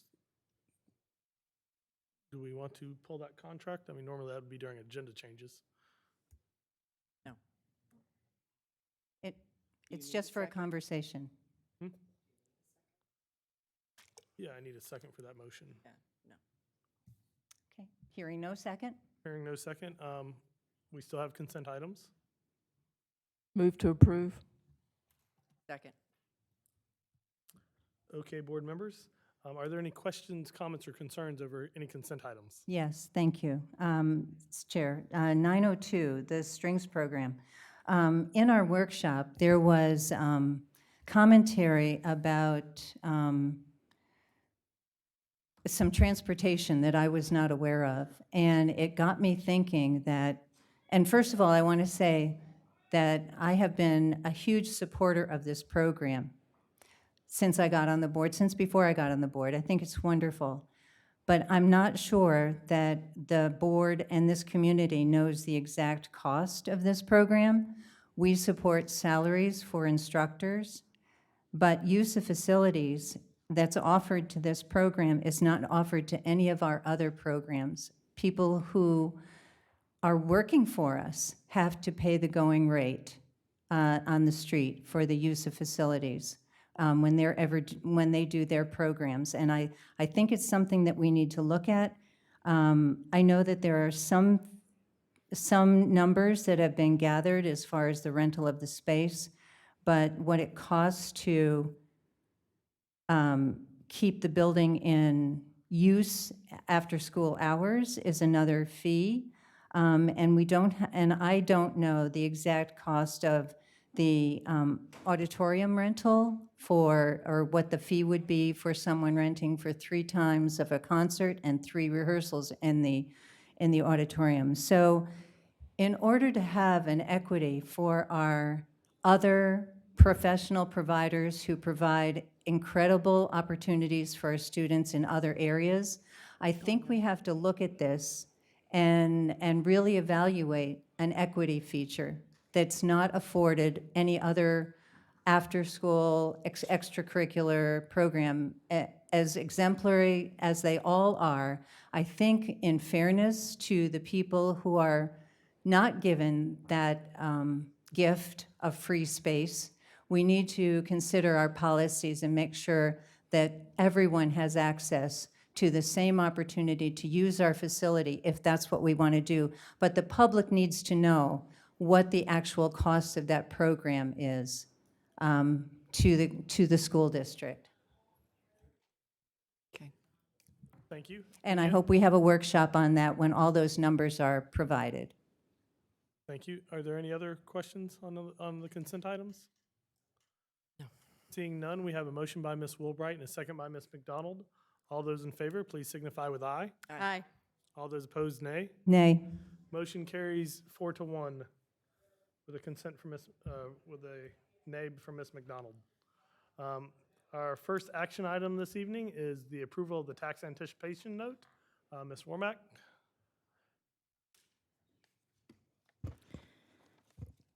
Good afternoon, Chairman Tucker, board members, and Superintendent Middlestat. Tonight, I'm here to ask for the approval of the tax anticipation note for $7 million.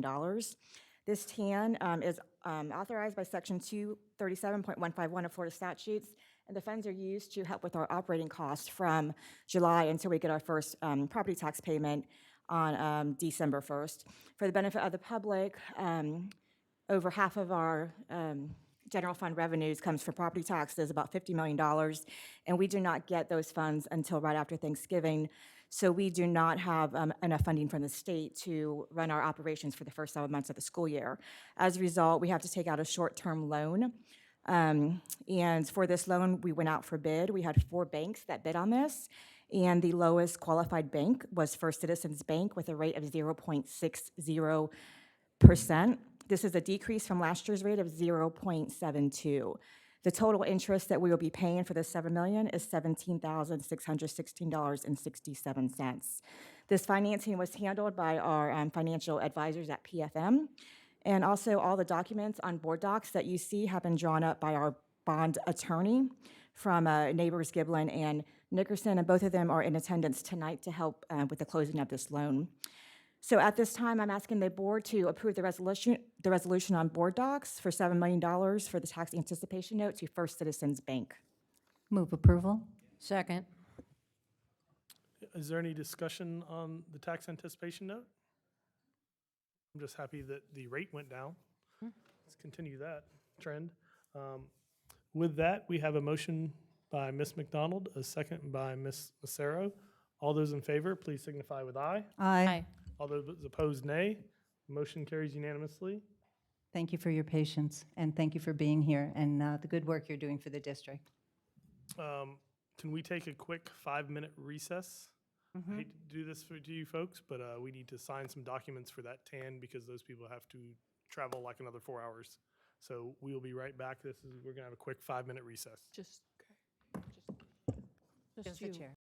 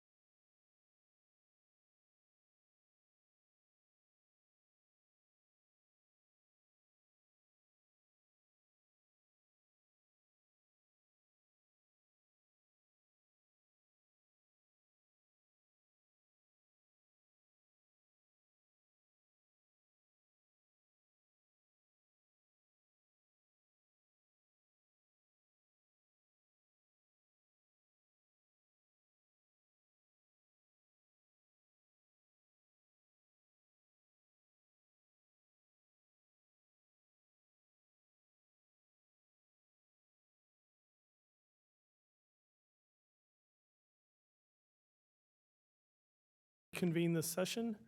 Thank you for that indulgence for a few minutes. The next action item this evening is the health education curriculum update. Ms. Moore, Ms. Alves.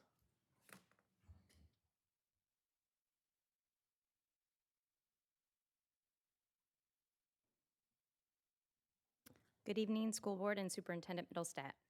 We are here tonight to ask for your approval on this year's resources for the comprehensive health education component relating to reproductive health and disease education stated in Statute 1003.42. Just to recap for the good of the community and parents, we will be bringing our resources to the school board every year for approval per House Bill 545. And per a portion of the Parent Bill of Rights, which is House Bill 241, parents can opt out or exempt their child from any portion of the school district's comprehensive health education instruction relating to reproductive health and disease education. We are asking for your approval to the resources, district permission slip, and steps for communicating this process to parents of children in the identified grade levels. Move approval. Second. Any discussion? Ms. McDonald? Ms. Alves, you and the team and the district representatives have done such a great job. Could you tell the people that are here and the people that will watch on the recording all the different ways that they can access the material, either before or in concert with their children? Absolutely. Thank you. So currently, the curriculum items are on board docs. Once they're approved tonight, hopefully, the grade levels that will be identified, parents will hear of the instruction approximately 3 weeks before the lessons are going to be instructed in class. There will also be given an opt-out form via Skyward, so we'll do it electronically, as well as a physical copy will go home to every parent, and we also will have the resources on our website. If there's anything that is a subscription that we pay for, that parents or community members can come to our district office and they can preview those resources.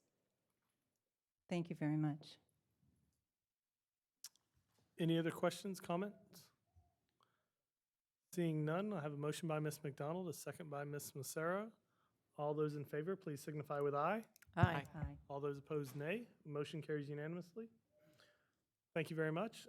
The next action item this evening is the Flagler Technical College 21-22 fee schedule. Ms. Stoffaker. Good evening, Board Chair, Board Superintendent. I am here to request the approval of the Flagler Technical College fee schedule as workshopped on August the 3rd, which is for career and technical education and adult education, removing Bell Terrace from a racket club, and extended day and summer camp from the fee schedule. Second. Okay, board members, I have a motion by Ms. Conklin, second by Ms. Massaro. Is there any comments, discussions?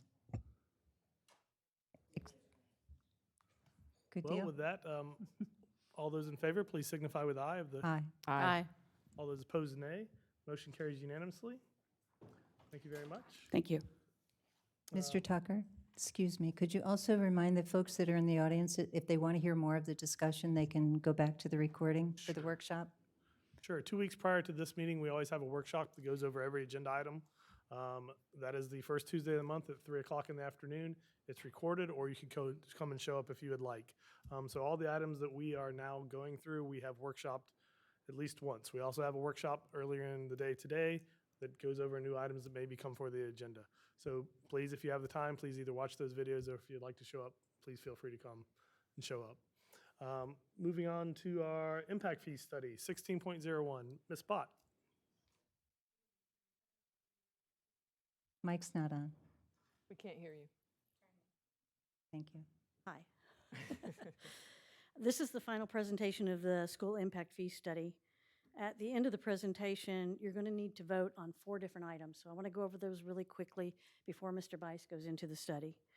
Number 1 is you need to adopt the new generation rates as outlined in the Tischler-Bice impact fee study final report, and that's on page 9, and I provided each of you a copy of that.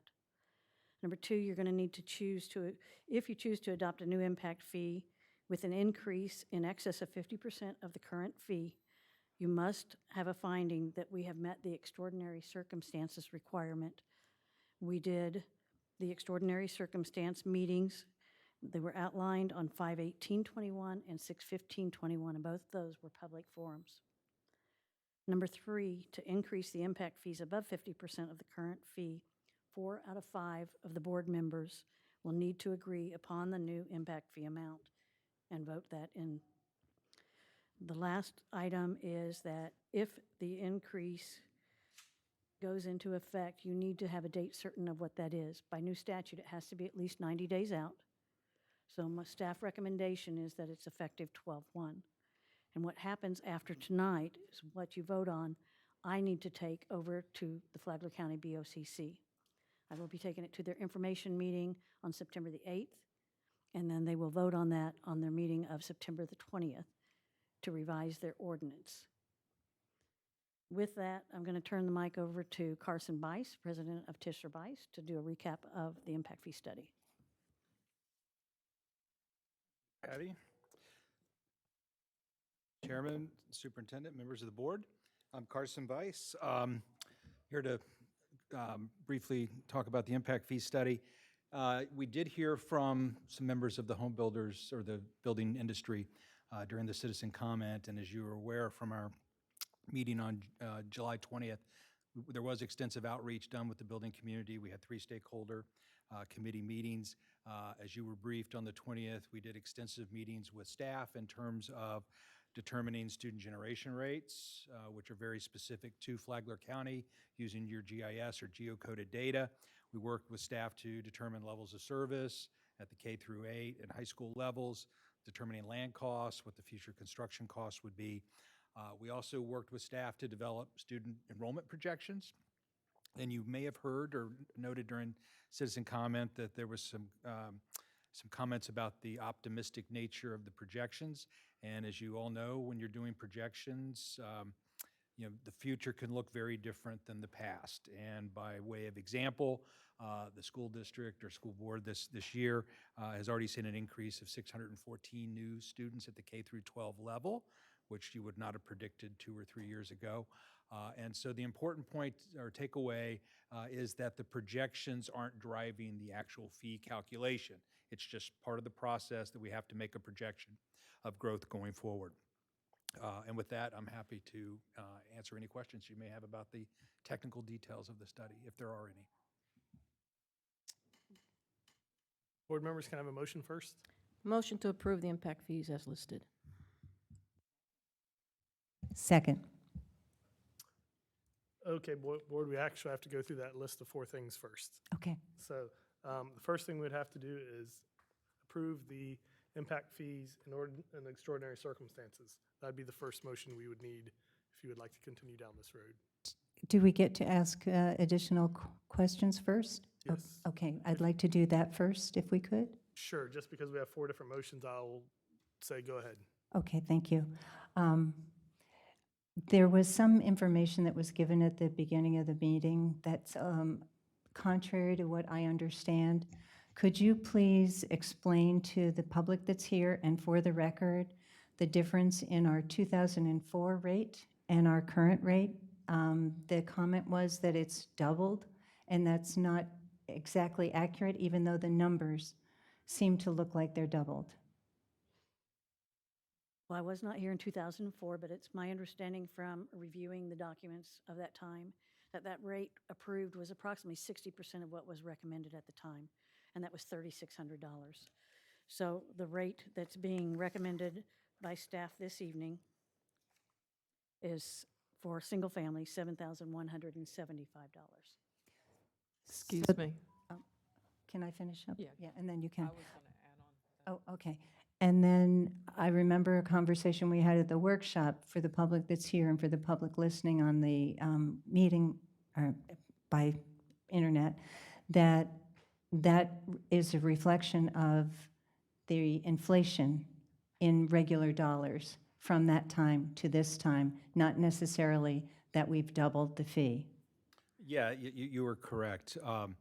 that was 16 years ago. So if you pegged the adopted rate, which was at, which was 65%, right, of the, or 60% of the or the recommended amount, if you had inflated that number through ordinance on an annual basis, it probably would have approximated the maximum supportable that we're recommending at this point. Thank you. Thank you. Ms. Wilbright? That's all I was going to say is that we had a speaker earlier tonight that said that they felt that our fees should go up, obviously after 2004, but that they didn't feel it should go up that much, when in actuality it's not really going up, it's just keeping up with inflation, so it's really kind of flat. And there's been many, many years that we did not readdress the impact fee. That's why it's going up so substantially at this point. And for the public, you can go back and watch the workshop, but we cannot address these again for 4 more years. So this was really kind of playing catch up, but not really. It's keeping us even. Thank you. Any other questions? Nope. Okay, board members, the first thing we would have to do if we would like to approve these impact fees is we have to make a motion to approve the impact fee study in the extraordinary circumstances. I'll so move. Second. Okay, board members, we have a motion by Ms. Massera, second by Ms. Wilbright. Is there any discussion on the impact fees and extraordinary circumstances provided by Mr. Tischler-Bice? Seeing none, all those in favor, please signify with aye. Aye. All those opposed, nay. We accept the study unanimously. So, Student generation rate. generation rate is the, You need to approve the recommendation of the new student generation rate. It is different from the one that was adopted by this board in 2018. next one. That's on page 9 that I Fine, supplied yep. each of you with. Okay. Next, we need to approve the page 9 student generation rate of this impact So study. moved. Second. Any questions? Have a motion by Ms. Massera, a second by Ms. Conklin. All those in favor, please signify with aye. Aye. Motion carries unanimously. The next thing we do is the impact fees above 50%. Correct? Do we do the impact fee first, or do we do the? I need you to, if you are going to approve the impact fee as recommended by staff, the only thing that needs to happen is it needs to be by a supermajority.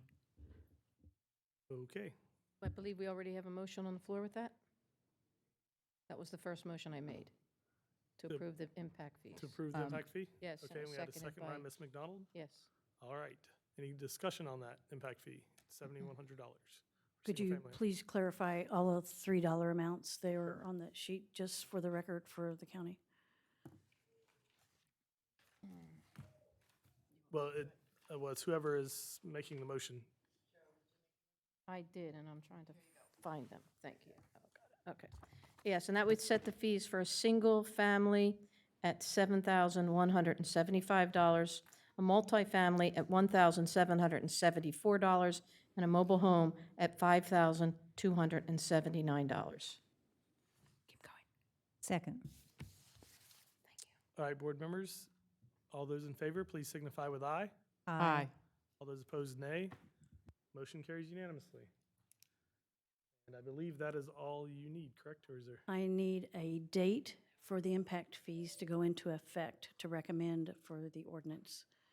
And it has to be at least 90 days out. Yes, I'll make a motion that the impact fees will become effective of 12/1/2021.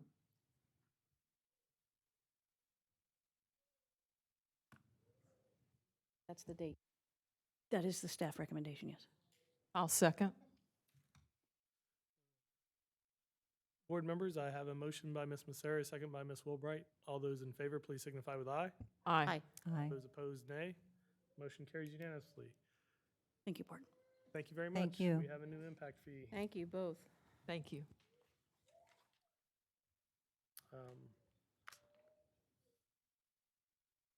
1602 as well, correct? Yep. We have no other items. Old business. I see we have COVID protocols. Who Site wanted that? committee? You skipped one. No, that, you guys did that as well. Oh. Yes. Oh. 1602. I don't believe we did. The School Oversight Committee recommendations. I didn't think we did. No. Patty? Well, she was leaving, so I thought we were done. Almost, Patty, almost. She's getting her steps in. So 1602, School Concurrency Interlocal Agreement Oversight Committee. Sorry about that, board. So, the ILA Oversight Committee met back on 6/10 and made recommendations to the interlocal agreement for changes. So I'm here tonight to request that you move forward with those changes. We will have a new concurrency attorney, hopefully retained, that can assist us with that, as well as the public school facility element. So my recommendation is that we move forward with enacting those changes on the ILA. Move approval? Second. Any questions, comments? No, I thought the teams did an incredibly wonderful job across the county, and really appreciate all the planners and good thinkers and representatives on the panel from every county agency. Thank you. All those in favor? Aye. Aye. All those opposed? Motion carries unanimously. Thank you. Now we're going on to old business. You have this. Yes. So there's been a ton of questions about some of our COVID protocols. So I was hoping David could kind of give us an update. And I don't know if we were able to get somebody from the health department at all to clarify. We making a motion or anything? Yes, I'm going to be making a motion. But before I get to that, can we get an update on COVID protocols? From staff, our back-to-school procedures on our website are our current procedures and protocols that we are following. We have had ongoing discussions about potentially revising any of those, and based on tonight's discussions and the input and all the perspectives that have been shared, I will be revisiting with staff tomorrow if we go in a different direction, and if we did, we would communicate that out to the faculty and staff and community by Friday. But right now, we are standing by our back-to-school plan. We crafted that plan based on the boundaries that we were given and the guidance that was stood up from the Department of Ed, Department of Health, and all the state concurring resources that we received. Okay. And can we provide some clarification for parents that are concerned about our staff asking or mandating questions around vaccines, and provide some clarification? So our mission is the educational services. The local health department facilitates conversations with a parent if there is a student or a staff member within our school buildings who perhaps could have been in close contact with a positive case. So I guess just let me clearly ask the question. Our staff is not going to be asking or mandating that students are vaccinated. That is not the role of the school district staff, no ma'am. Correct, okay. And the conversations around quarantining are coming from the health department? Yes, ma'am. Okay. Based on our back-to-school guideline that's posted on our website. Okay. So I want to share, I mean, this is a business meeting. Are we gonna have a motion? Like, I want a motion. I'm going to give you a motion. Okay. Go ahead. Patience. We're getting there. So I'll share my motion first, and then when we get into discussion, I was going to share the discussion first and then the motion, but I suppose I'll do it the other way around. Actually, no, I'm not going to do that. I'm going to share the reason for it first. That's kind of how we don't do things. So I'll do the motion first. Are we all sharing? I'll do the motion first, that's fine. So board members, I would like to put on the table for consideration. I know we have a lot of varying opinions about this, but at the end of the day, it's either a vote up or down so that we can say What we is the put something motion? out. So the motion that I would like to make Make the motion to adopt a universal mask policy for our school district that complies with the governor's executive order and provides parents with an opt-out until further notice. That's the motion. I'll second that motion. Discussion. Okay, so discussion. Can I share the reason why I shared the motion? Oh, Go ahead. I have questions about your motion. Well, That's okay. Yeah, so she's gonna discussion, then we'll go on down the line. Go ahead. Okay.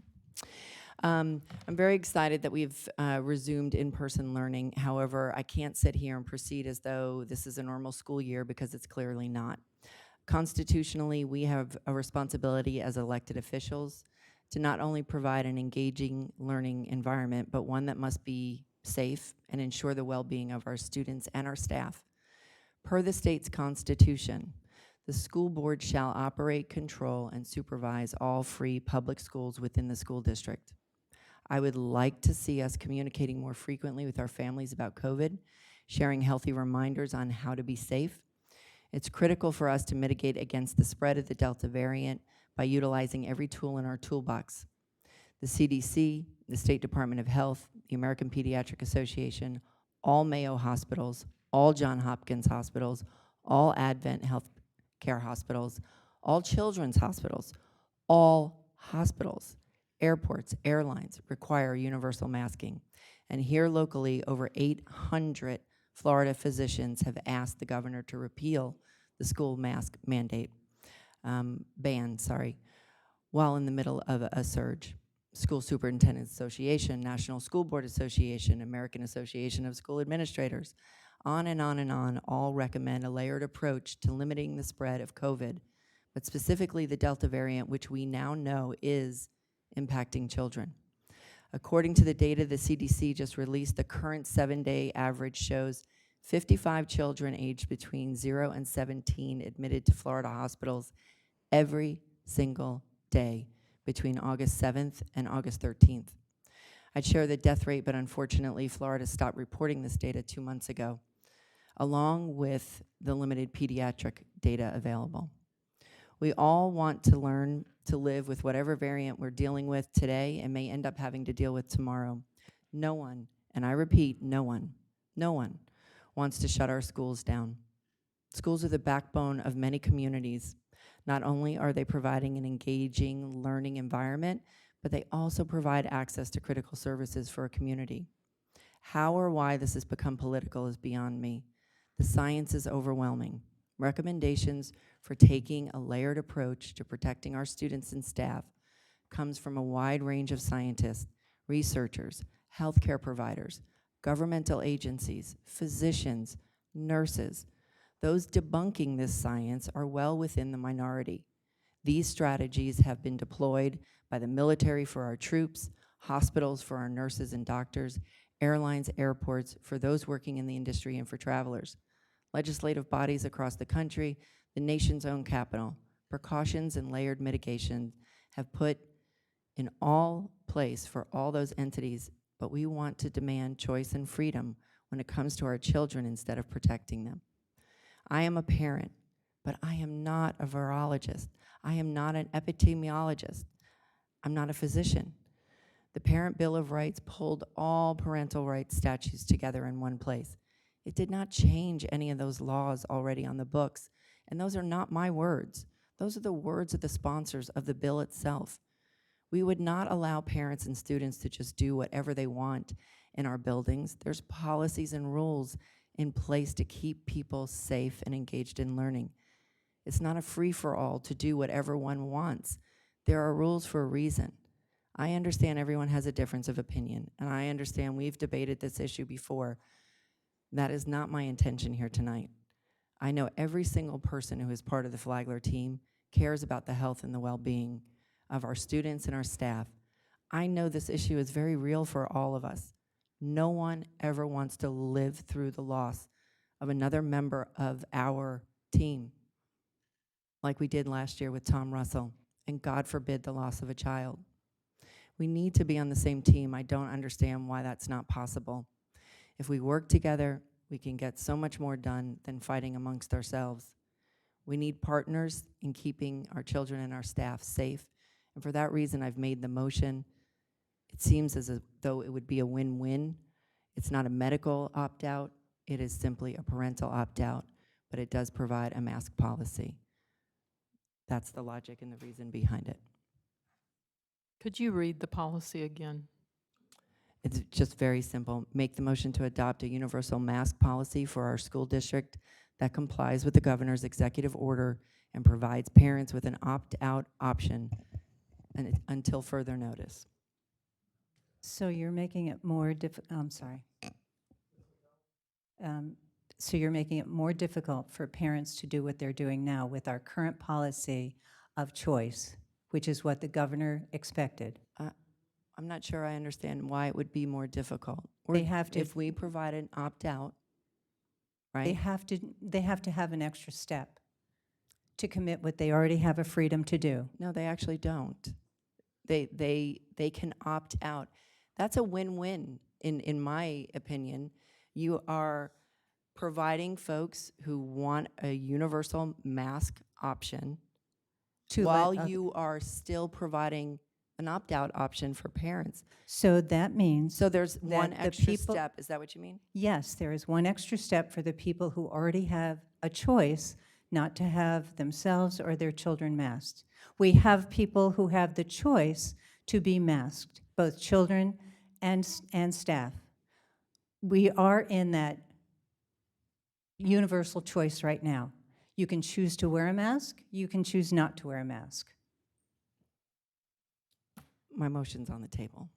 So is the motion, so the difference is, because they're opting out now, and from what I'm understanding, just information I received was that in the elementary schools, about half the teachers are choosing to mask. I mean, this isn't a scientific study, this was just a sweeping rough estimate, and about half of the kids. And as you go up in the grades, less, and the high schools even less.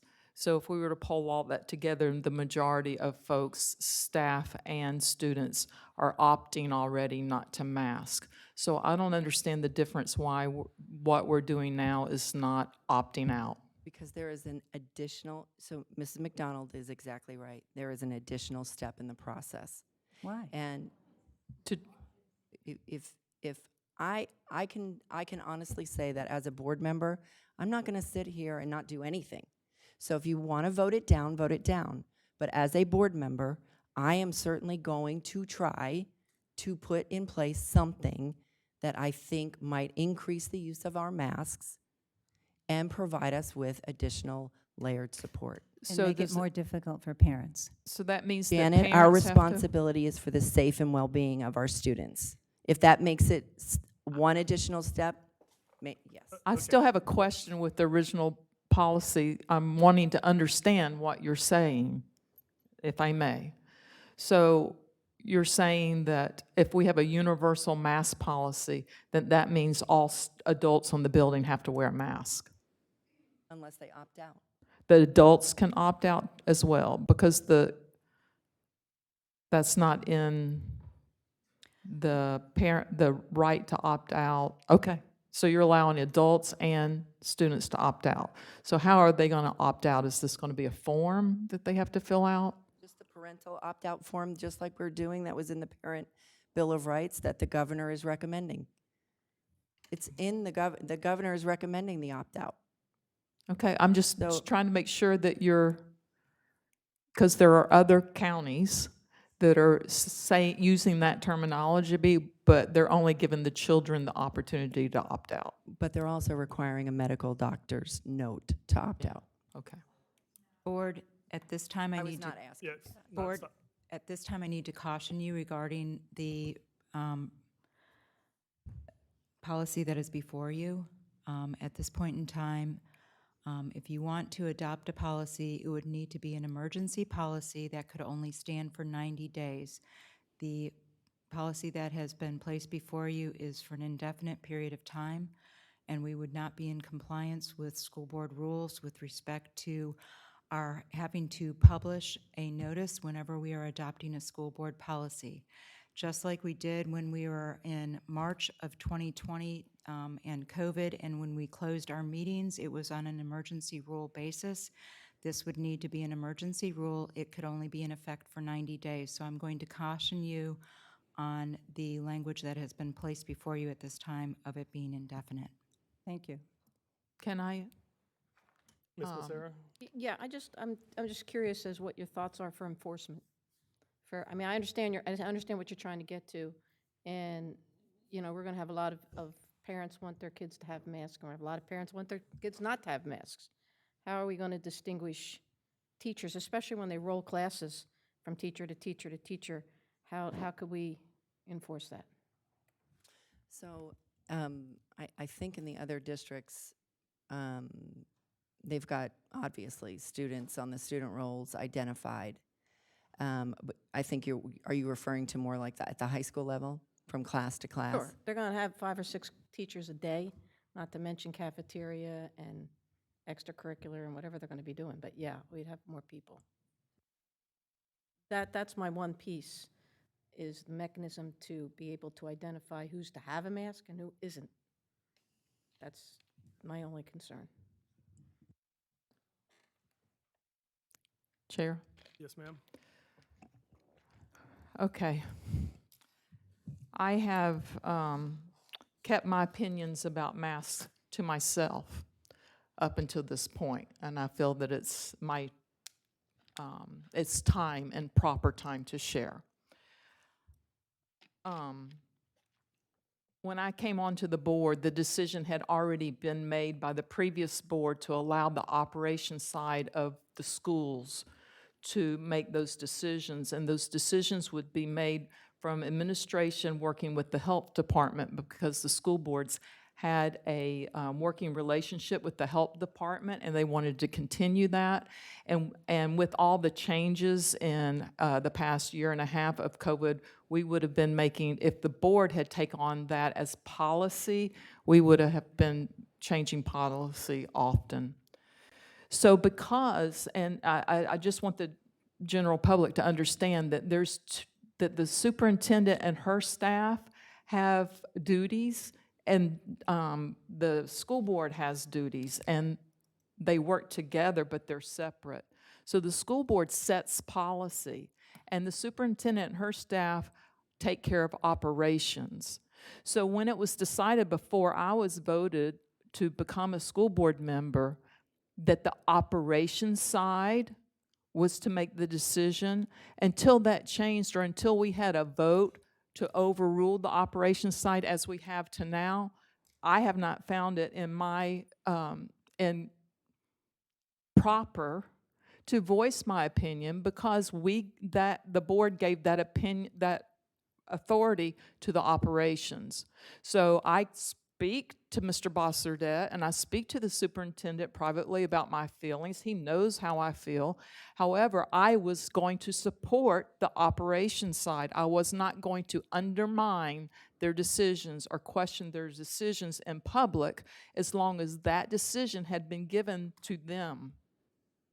Now that it's being brought back, and I watched my other board members, and they have every right to run their boardship as they so choose. I watched and listened on many times long dissertations from fellow board members about whether they agreed or disagreed with what the county was doing. And I remained silent. And as a result, people put words in my mouth and publish it. So I want you to hear my words tonight. My words tonight say that there are many, many, many opinions and scientific studies out there that differ. We are a varied group of people. I am here to represent all of you. So I try to be respectful and hear all sides, and be respectful of decisions that are being made, because it's not easy to make those decisions. And I applaud Mr. Bosserdette for the work he's done for a year and a half to take the heat of all this. And I told him privately, if you want the board to take over the policy, and he says he was good, he was good. This became political because our state governor and his cabinet differ from our local health department. That's what got clouded. So and my understanding, my governor, who the first thing, if you pull up our board policy, say that we have to listen to the Florida School Board. We are subject to their authority. If as a board member, if I don't follow the laws that they pass, guess what? I'm breaking the law. Do laws need to be changed? Yes. But there are proper ways to do that. Am I happy with every law in the land, federal, state, local? No, I am not. But I'm a law-abiding citizen, as we all should be, until we go through the proper channels to change law. Our government has given us a wonderful thing that gives us the opportunity to change law. So our governor has signed a executive order. The Surgeon General, I don't think you get any bigger medical person than the Surgeon General, the state of Florida, has backed up and given us direction. The Florida Health Department, the Surgeon General and the Florida Health Department are the bosses of our local health department. So if there's a local beef, then they need to take it to the state and quit and leave Flagler County kids out of it. Because I'm really sick of this being on our kids while adults bicker. Because all we need to do as a school board, we don't just worry about health. We worry about our health, but by golly, there is a whole more part of a being to a child than their health. There's their social, there's their emotional, there's their all kinds of IQs. So they keep coming up with more IQs. And as a classroom teacher, I'm telling you right now, I wouldn't want my child in a classroom with a teacher with a mask on their face, because my child then cannot read the expression of the teacher with the mask on the face, and they cannot pick up social cues, and most of your communication is not through words. It's through expression. And there are some disabilities we have with children because they don't know how to read social cues, and those kids are have a hard time in society. So I don't want to bring up a generation of those children. At the same time, I'm not here to tell you what to do. I brought up the Parent Bill of Rights in this boardroom back in April because I believe in parent rights. So I believe parents have the right to say. The health department, the Florida School Board, the Surgeon General, Alachua County, and the other county, I forget which one it was, the school board, I listened at 4 o'clock today all the way to this meeting. And those counties, it's not going to look very pretty for them because they made it real clear that the Parent Bill of Rights give the parents the right.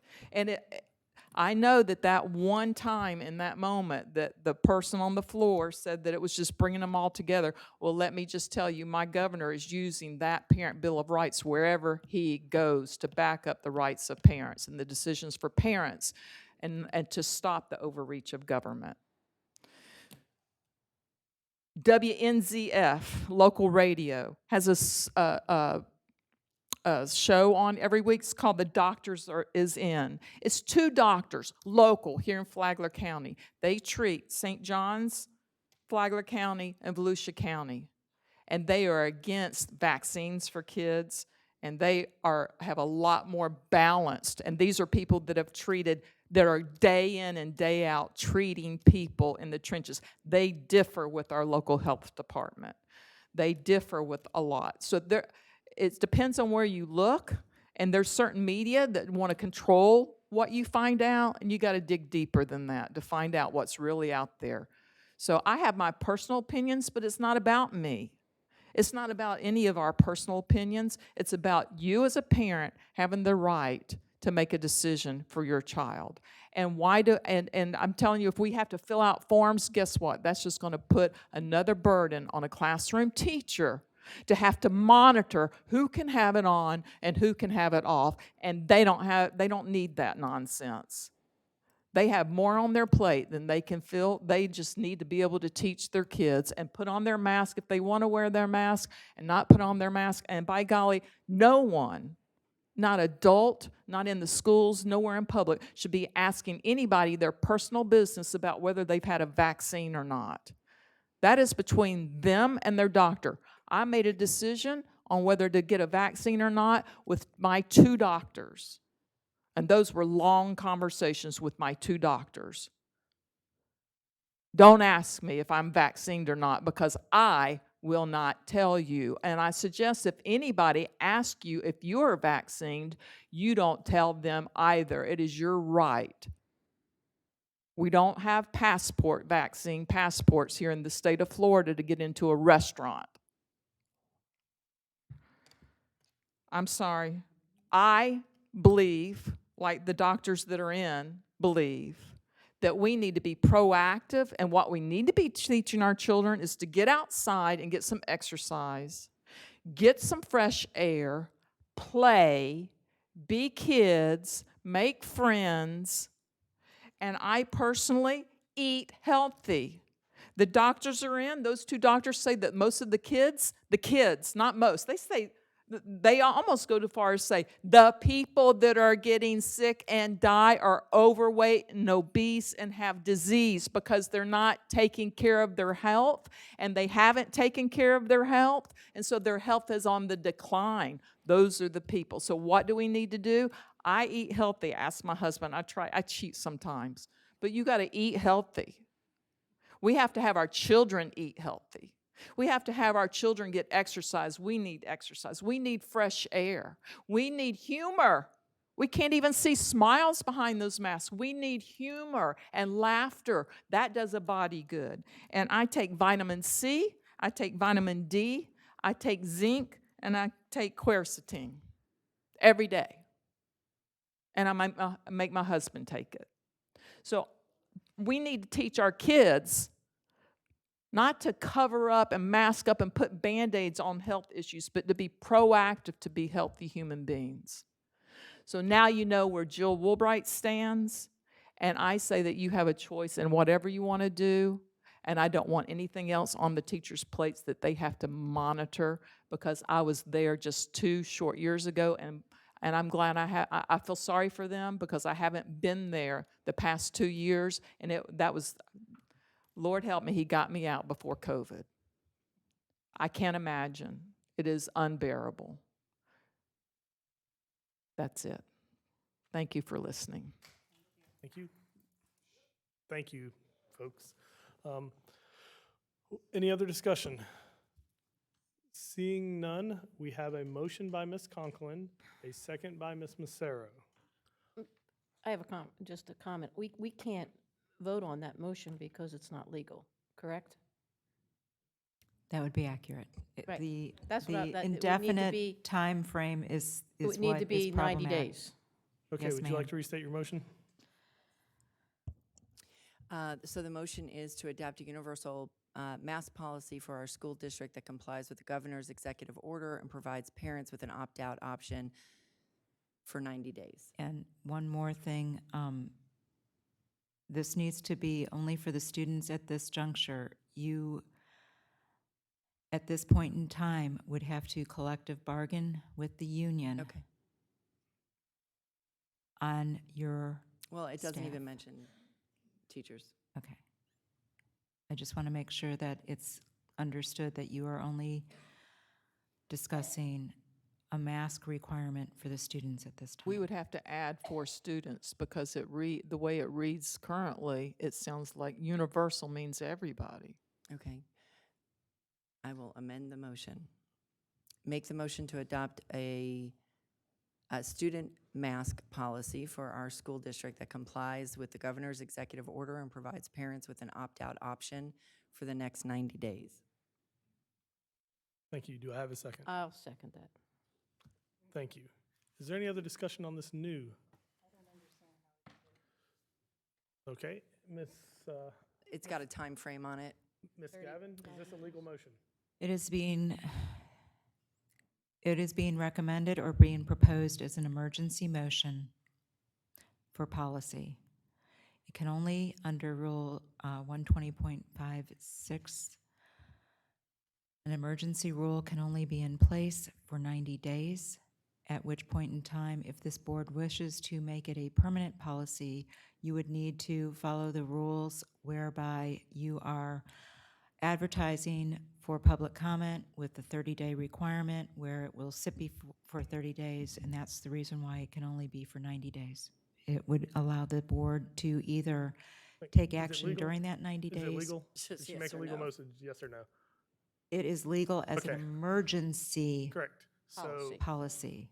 My follow-up question is, how do we determine the Emergency. You, I say we just vote on this. Otherwise, I don't know, I don't know how you do determine that either. So all those in favor of the motion, please signify by aye. Aye.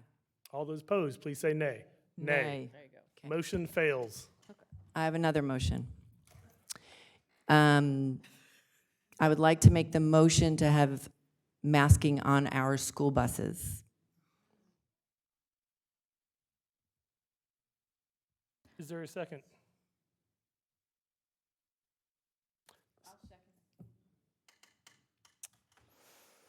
We just had a lot of discussion. All those in favor, please signify with aye. Aye. All those opposed? Nay. Nay. Motion fails. And my last motion. Motion to mandate universal masks for all students for the next 90 days. We already did that one. No, that was the opt-out. This one does not have an opt-out. Okay, That's a whole nother sure. conversation. You vote it down if you don't want to. All right, we have a motion. I don't understand where this is coming. Well, we have a motion. Is there a second? What's the motion COVID again? protocols. So we all get a crack at COVID protocol? If you want to, No, is there a second? would like. No, we're not I don't having this understand the discussion. motion yet. Say it again. So the motion is, obviously, this motion is going to fail. If there is the motion is to mandate universal masks for all students for the next 90 days. I have discussion on that. okay, Well, let's see board, if I'm there's a gonna, second. I'm gonna caution you that that is now in violation of the executive order. Yes. Yes. And I will caution you that Is I there a want, I'm second? putting it out there. There is no second. Motion dies for lack of a second. Are there anything else Did under my old part. business? All right. New business. Yes, ma'am, Ms. McDonald. I asked I asked Ms. Gavin today to pull up the MOUs with the health department. We need to seriously look at our agreements and to make sure they are suiting our purposes and our relationship with working with them. Is there two other people who would like to pull those MOUs for future information workshops? We have no idea what's in those documents, especially the two new board members. I think it would be worth our time as a board to update what the outstanding or what the standing MOUs include. Takes three people to Yeah, move I that know. forward. Seeing no consensus on wanting a workshop on the health department MOUs, we won't be moving that forward. Is there any other new business? The health department is the problem.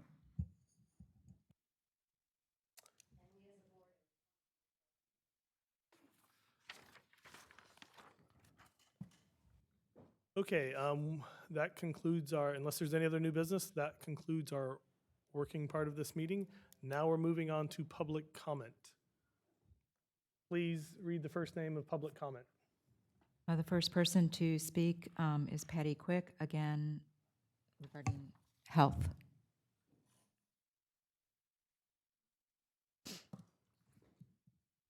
I appreciate the comments that were just made, especially by Joe Wilbright. And I just want to add this, that people should know this and think about this.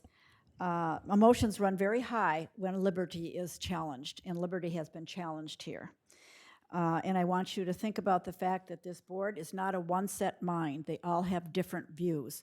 And do your research to find out how those views measure up with yours. During April to October 2020 in the U.S., emergency room visits linked to mental health problems, i.e. anxiety for children aged 5 to 11 increased by nearly 25% and increased by 31% for those 12 to 17 years old, and is compared with the same period of 2019. During the month of June 2020, 25% of the persons 18 to 24 in the U.S. reported suicidal ideation. Severely restricting our children and keeping them inside and not having them compete in activities because you can't compete with masks on, not at all. You're really compromising their immune system. I have another report here, and I don't even know where it is right now, and I wish you'd read this whole thing that I've just read. And like I said before, you've got to look at more views, not just what the media is trying to tell you or what some health department might be telling you, because they're wrong. I'm sorry, but they're wrong. There's many, many scientists, many, many doctors, many, many PhDs that think this is a dangerous, dangerous way we're going with this thing. Our children are our future. They have not placed. This is not the place to put masks on them. This is very dangerous to their health. A PhD in here also states that a mask on a child is only effective for 20 minutes. Once it gets wet, they're breathing in all the germs. The droplets, if there are any, are going through the mask. It has to be a dry mask. They don't wear them properly. They wear them over and over again. This is a very foolish thing for adults to be doing, is mandating children to wear masks. Okay, that's it. Thank you. Next public comment. The next speaker is Jessica Bowman, mandatory quarantine and vaccination.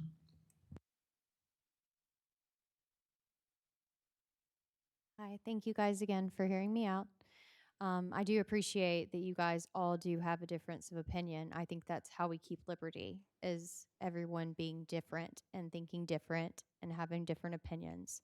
So while I don't necessarily agree with what just happened with that motion, I respect your opinion to do that. I also think it is not good that you guys didn't just even consider workshopping what Janet just brought up, because that's my major issue here today, is that the health department doesn't need to have the authority over the schools. You guys do. You guys need to take that back. You guys need to have the authority over what's going on in the schools, because I have no answers right now to why my son is not allowed in school, and there is no curriculum that has been provided to my child for him to take care of his education. He raised this as an issue when he was in that isolation quarantine room, and he told them that he does not know how to use Schoolology. He's new to this district. He comes from virtual school where he attended for a year and a half. Guys, my son was thrilled to go back to in-person education. I'm not sure I'm ever going to get to see that again in my child.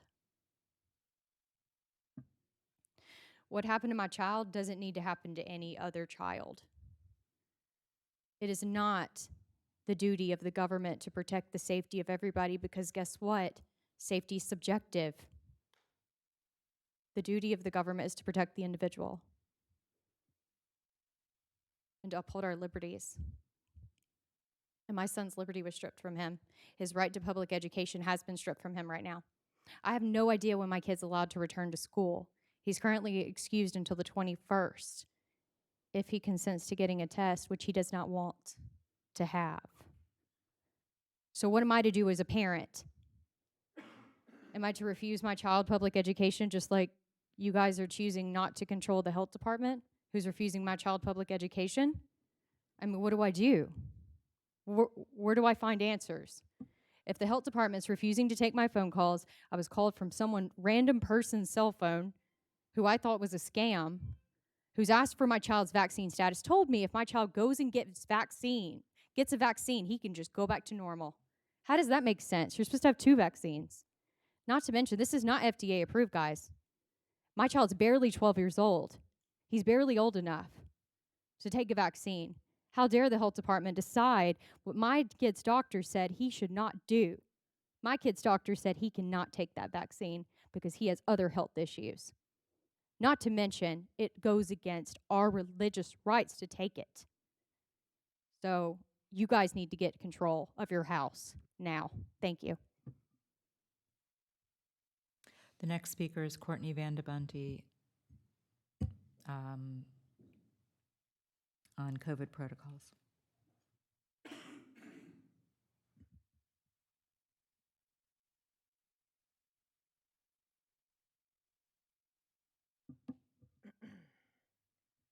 Couple of things. First, thank you, Ms. Massaro and Conklin, for your efforts. They do not go unnoticed. Next, school board members who don't know how to differentiate between science and pseudoscience do not represent me. There are see-through face coverings called shields that can allow teachers to communicate social cues as well as smile. And as a former high school teacher, I would have no issue enforcing mask wearing from class to class. Those students who opted out would be noted on my roster as I took attendance, and it would be a very small extra step that I would take to ensure the safety of my students. Many people left in the past hour or two due to the hostility. Several people were escorted off the premises by police officers. It is unfortunately no surprise that this meeting turned hostile. While waiting in the lobby, I was harassed and repeatedly coughed on by a man because he didn't share my viewpoints. But I did not leave. I am here giving a second comment on behalf of the silent majority. So many teachers and Flagler parents who wish to see safety and civility restored in our school district. This is bigger than control. This is about safety. Masks are not fun. No one likes them. I don't like wearing one right now, but I am. We need to do this to protect our community. Freedom of choice is very important, but please consider this. Children cannot choose to be vaccinated. Several children have contracted COVID from unmasked and unvaccinated adults. They aren't able to protect themselves with the vaccine. You are their voice. You can protect them. Again, I want to remind you that I'm speaking for the hundreds of teachers, parents, and caregivers who aren't here today due to health concerns, previous life commitments, or concern of hostility, which was very apparent tonight. Thank you. The next speaker is Tim Sharp, this meeting.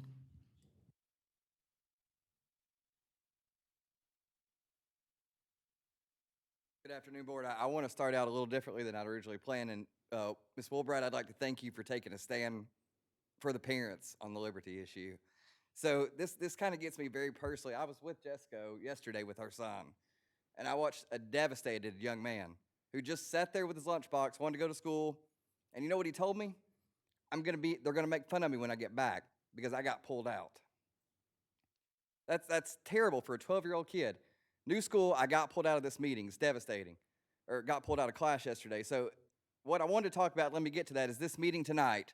I had no idea coming here that I was in the most dangerous room full of middle-aged parents in the county, because we have every police officer in the cities here. And I'm appalled that we shut citizens out of this room from being able to speak at this podium. Did it get rowdy? Yes. Should politics get rowdy? Absolutely, because these are parents with children. They're fighting for their rights. They're here to have their voices heard. If we can't do that, then we got the wrong situation.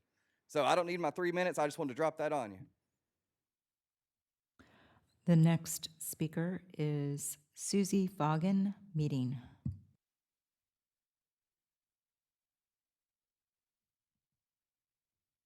Okay, again, Susie Vaughan. Here. All right. The next speaker is Mark Phillips, public.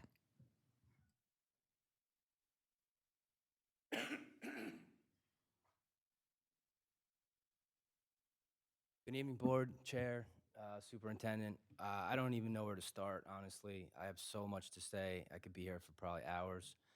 I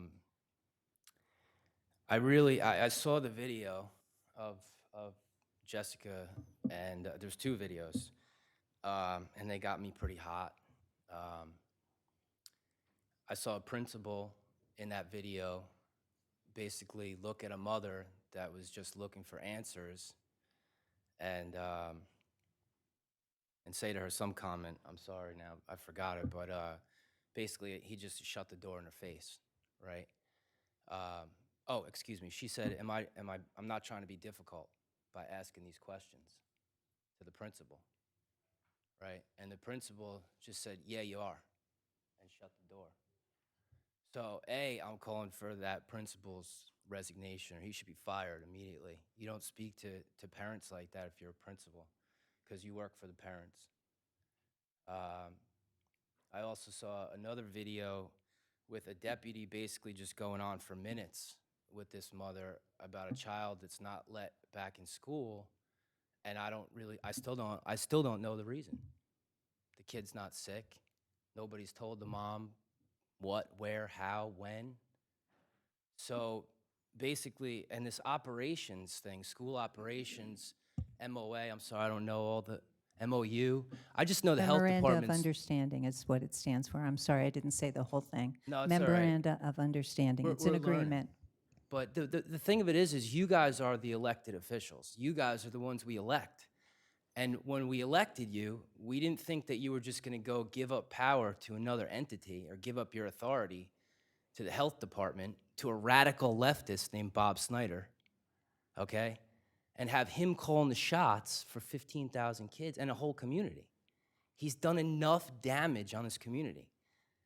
Now, I was going to stop with calling for the principal's resignation here tonight, but now after sitting here listening to Colleen Conklin, you should step down, ma'am, because your ideology has clouded your ability to be a working school board member.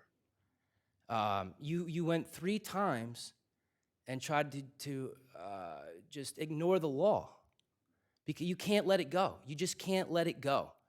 The only thing that's going to work for this school year is going back to normal. That's it. That's the only thing we're going to accept, is going back to normal. So the sooner you guys get on, and Superintendent, I believe you said before that you can revisit this issue with the health department tomorrow with faculty, or whatever, how it works. I'm pleading with you to please revisit this with the health department. You guys need your authority back. Thank you.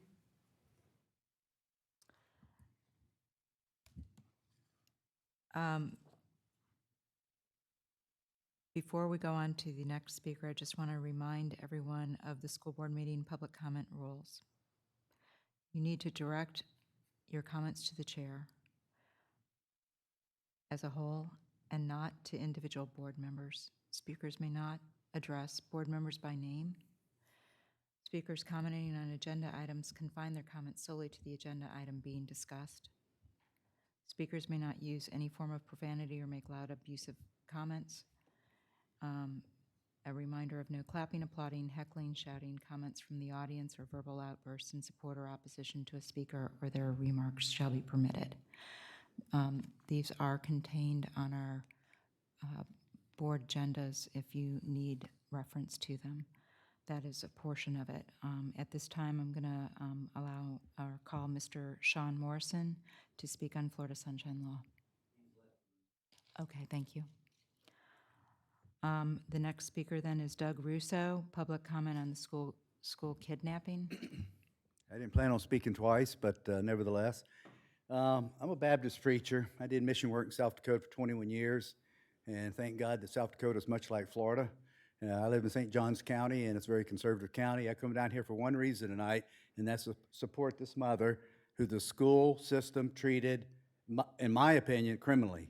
And I hope this will not stop, that there'll be investigation. I hope heads would roll, because something's got to be done. We have people now, we all know our country's in a crisis, and it's evil against right. It's evil against good. It's the left against the right. And we see that all the time in our, going around. And I would hope that you guys, I appreciate the 3 that voted on that, because let me tell you something what happened. I've pastored and created churches in South Dakota, but at the present time when the COVID outbreak came, I was attending a church. Well, that church shut the doors and turned out the light, and my biblical conviction reading the Holy Scriptures is that we're to assemble ourselves even the more as that day approach. And so we began to gather. We had our first meeting in St. Augustine, Florida at the slave market, publicly. And there were cops there because the quarantine, all that kind of stuff was going on. Well, we intentionally gathered in groups. We intentionally breathed on each other. We intentionally went out and got in groups because we believed in a herd immunity. Well, I've been around these vaccines for a long time. I had religious exemption for my kids when we moved back to St. Augustine because they wanted to inject them with hepatitis. It ain't going to happen. And I'm telling you, these vaccines are not good. They're dangerous. And you people are being deceived. You people are being deceived. There's an agenda behind this. You say political, it is political. There is a big agenda. By the way, I was there on January the 6th. The Capitol Police started that insurrection. The Capitol Police started it. I was there, and I'm an eyewitness. They threw stuff at the crowd. We people that were in the crowd were just standing there, and they began to tear gases and that kind of those kind of things. So I'm just letting you guys know there's something going on here in America, and it's not good. And there are small groups of people, and we are the majority. Okay, Trump won, by the way. Just want to make that public announcement. Just let you know, Trump's our president, right, guys? You got it. You better believe it. That's why he's in Florida, and General Glenn is here. And but there are groups of people now. You have stirred up the mama bears. You have stirred up patriots. That's what this sign right here is, Florida Patriots, okay? But the churches have failed us because they have not given spiritual direction for the people, okay? And so this is a fight. This is an evil against good. And I would agree with my brother here just a minute ago, you need to step down. You need to step down because you're not good for the kids. You don't own my children. I know what's best for my children. And for you to even make an attempt to mandate the way you did 3 times, that to me is just outrageous. Thank you. Next Our public final comment. speaker for the evening is Chance Hancock regarding parents' rights.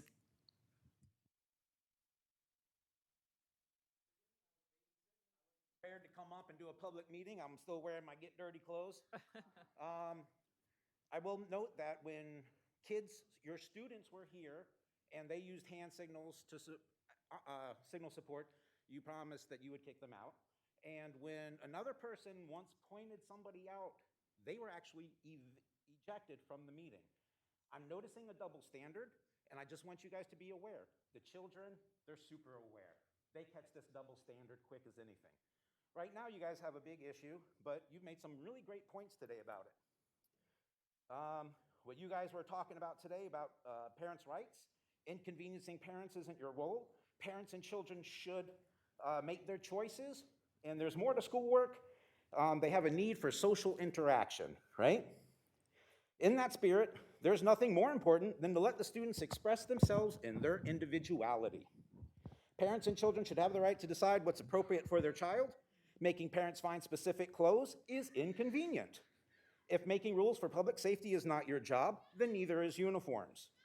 If making teachers enforce masks is so inconvenient, why do they have to be uniformed police? Kids were sent home the last few weeks over tears in their knees. You can't buy a pair of jeans anymore without tears in their knees. But you're sending kids home to lose school. Let's see, if public safety for a small risk issue is not important, then we don't need the resource officers, we don't need fences, we don't need any safety rules. What this is a public health issue. Your job is to protect the public health of your students and your faculty. The CDC made plenty of guidelines. If you read the CDC pages, there's no question about this. The CDC also told you years ago that dead lice eggs in children was not a reason for them to lose school. Your school made me walk my 6-year-olds home 3 miles because my daughter had dead lice eggs. My son didn't because I shaved his head. So I was in a choice where I had to either shave my daughter's head or I had to walk them 3 miles home. So I've been in your school system long enough to know that you guys are more than willing to make rules that inconvenience parents. You're more than willing to make rules that inconvenience students and suppress their individuality and their social interaction and their social well-being. The CDC has made it clear. Scientists have made it clear. Doctors have made it clear. If you have any other proof or any other arguing proof, it would be awesome if you presented it, but you can't because your sources are not verifiable. The CDC data and the data on the vaccines is verifiable because there's a single reporting source for everybody who takes the vaccine. If there's any death, any illness, any issue, that single source is where all doctors and medical professionals go, and that keeps a log. Vaccines are not the risk. Masks are not a risk. If that's the case, why do we send our children into the military and send them into deserts where, guess what? They work wearing masks all day, every day. Masks aren't the problem. Vaccines aren't the problem. Being victims of a political agenda when the facts are out there, the scientific facts are out there. Good luck, and please think of the safety of the children first. Thank you. And reconsider your uniform. Your time's up.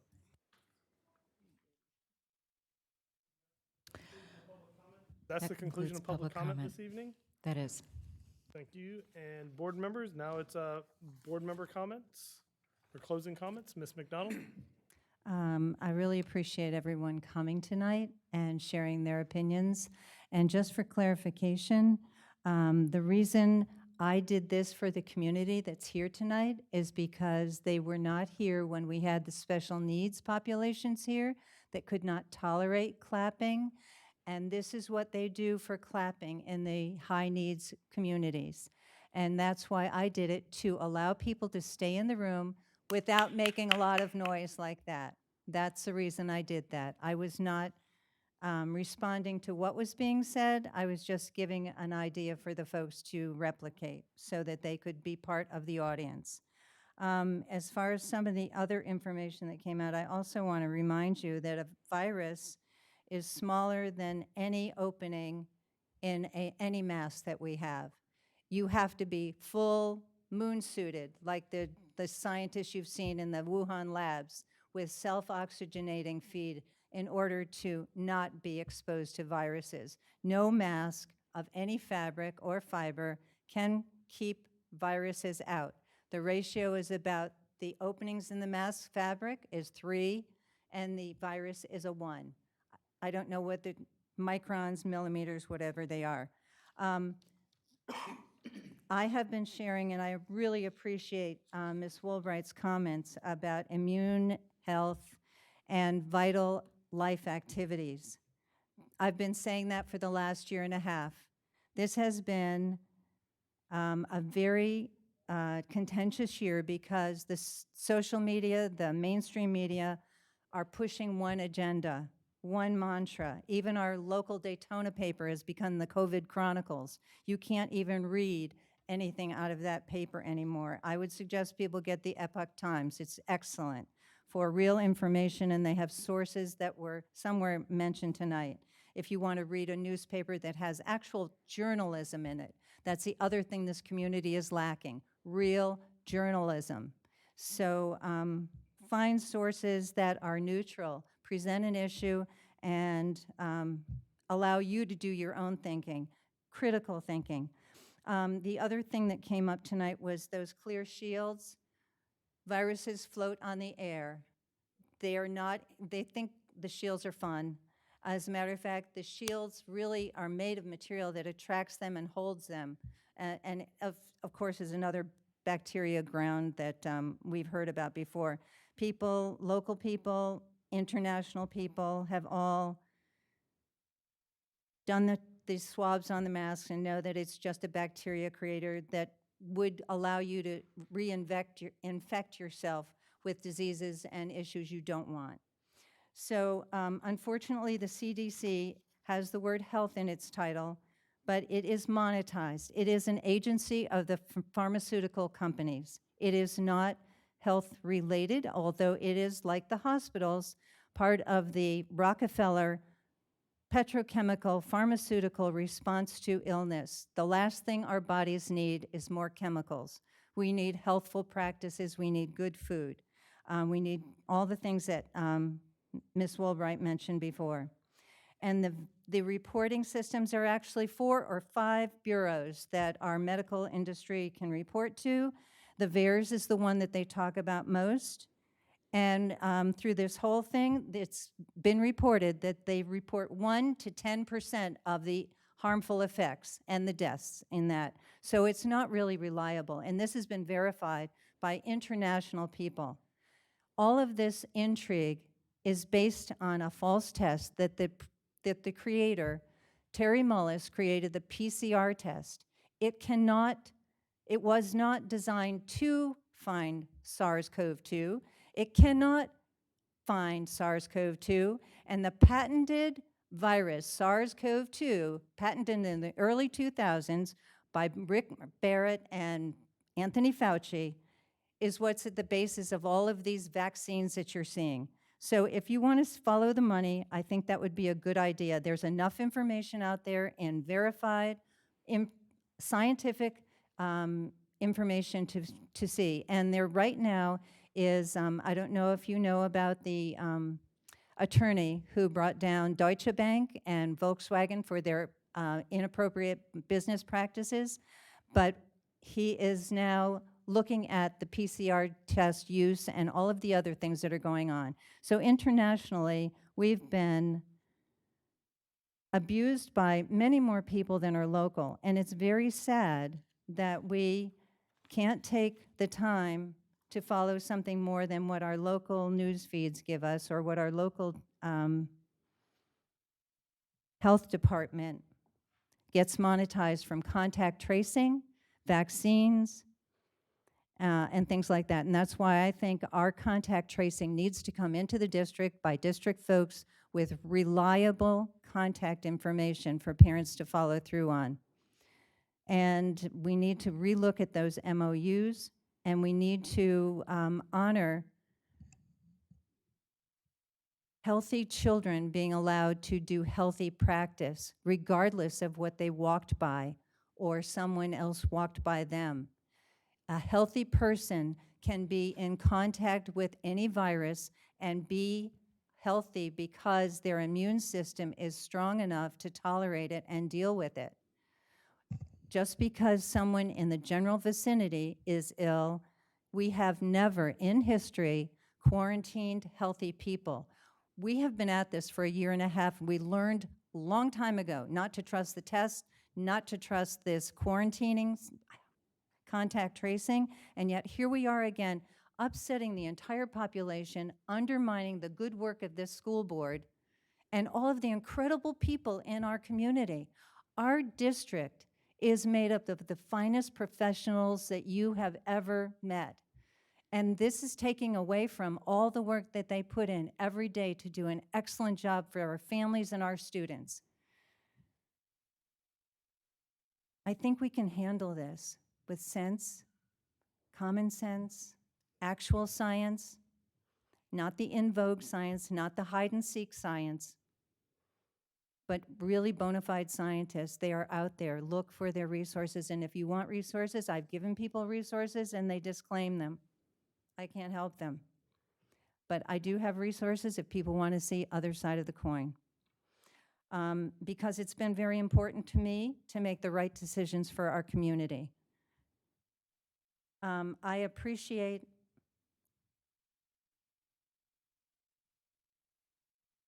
all of the time and effort that this board puts into our meetings, but I don't think that even though we give each other time, we're really seeking out more than our own opinion.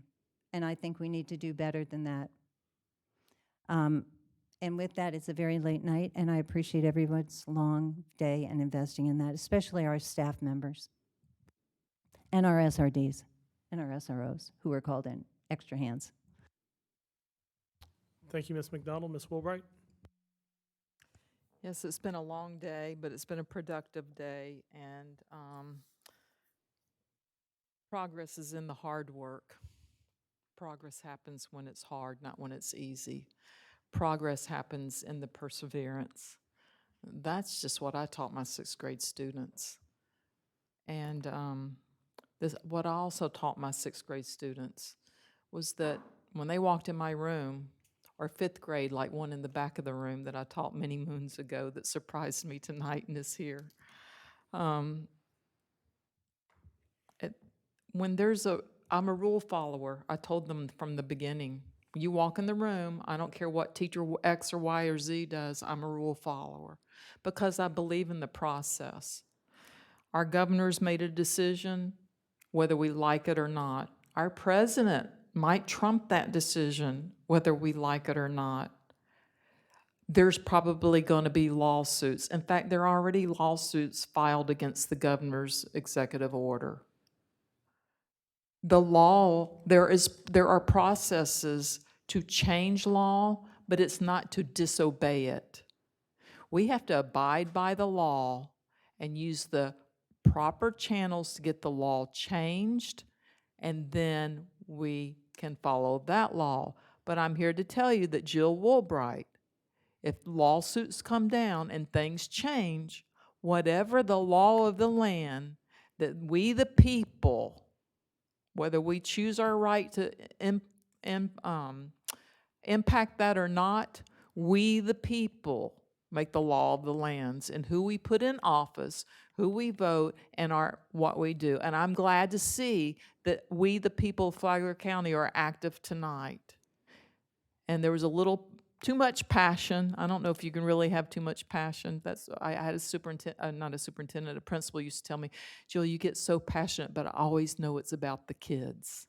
All right, so I understand that passion to a fault, but we have to stay within the rules, and we have to follow the rules until we get the rules changed. And if the rules change and it's against my personal opinion, Jill Woolbright will follow the rule as it's changed, but behind the scenes or in her personal life will do everything she can to work to get the rule to change back.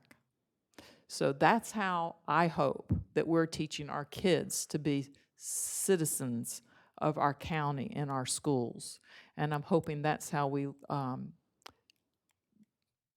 go forth on our own to do what is right. The governor and the Florida School Board Association today had that hearing, and it's not pretty for those two counties. They told them to investigate the full extent of the law. I listened to it. The full extent of the law as to what they can do to that school board and the superintendent. There is no way this school board member right here is going to go against the law. And you talk about taking care of each other. I'm retired. I'm doing this because I have a passion for children, and I thought it'd go away. No, when I retired, it's still there. But there's other people up here, and especially our superintendent, that this is their livelihood. I'm not going to go against the governor's order when he's already said that he's going to, and vote against him when he's already told the Florida School Board to figure out to the extent of the law that they can go. And they're looking at, and it was brought up, about removing the superintendents and the school board members from their seats, their positions. I don't want that on my back from Ms. Middlestat, because I, as a board, voted. She didn't even get a vote. I got to protect her, too. That's nonsense. So if the lawsuits come, and they will, and it changes, so will we. And I will back up and support the decisions that are made through the processes of the people. And again, I cannot thank our risk management department and our attorney, because this has not been easy. Everybody in this school system, in this district office, these school board, every one of us are here for the kids. Yes, we differ, and that's the American way, that we can speak our differences, but we need to do it with civility, and we need to be able to hear each other and listen. So I appreciate you. Please keep coming. It makes the job a lot easier to know what you want instead of to guess it. And besides, it's nice to see you here instead of those keyboard warriors on social media that spout on and on and on, and it's the same 12, 24 of them over and over and over, and because they're relentless keyboard warriors, it appears that it's a lot of people. It isn't. And there was a poll, they were supposed to all be here tonight. So I appreciate you coming and letting us see you and letting us see your face and letting you see us, because that's how we learn and grow, and that's how we make progress. Thank you. Ms. Massaro? Yes, it's been a long evening. That's the first thing I'm going to say. First, I want to start on a positive note here that it was great to see the opening of school this year. To be able to travel around and see the classrooms and see the teachers and the administrators, the excitement is there, and it's so good. I know the kids are looking forward to being back with their friends, making new friends, finding out who their teachers were. Yeah, I'm fortunate enough that I had a different experience because I have a 13-year-old foster child in Indian Trails this year. So I'm going back to school. I'm learning things all over again. I'm not very good in Algebra 1, I now know that. But I'm trying to help. We'll get better, right? So that was a big plus. Another thing I want to address, we had 2 students tonight address dress code. At our last workshop meeting, not the one today, the one 2 weeks ago, I expressed an interest, and the board supported that we are reevaluating our dress code. It is going to be reevaluated. Because you know what? You can't buy jeans without cuts in them right now. You can't. And I have firsthand knowledge of that. You know, so we have to look at different ways of making it still be a dress code. There's going to be a dress code, but it's not going to be as strict as it currently is right now. So I think, you know, it's going to be good. Maybe we can even get those 2 girls that were there this evening that had the courage to bring it to our attention on a committee to help us get it right. So it's going to be a full year experience, but by the start of the next school year, I would expect to see a different dress code other than the one you now have. So I hope they get to hear that. Part of the success of big institutions, and I work on a state group too, is based on the partnerships and the relationships that we make. We survived last year being shut down, trying to figure all this craziness out with COVID, how to make it work and still educate our children.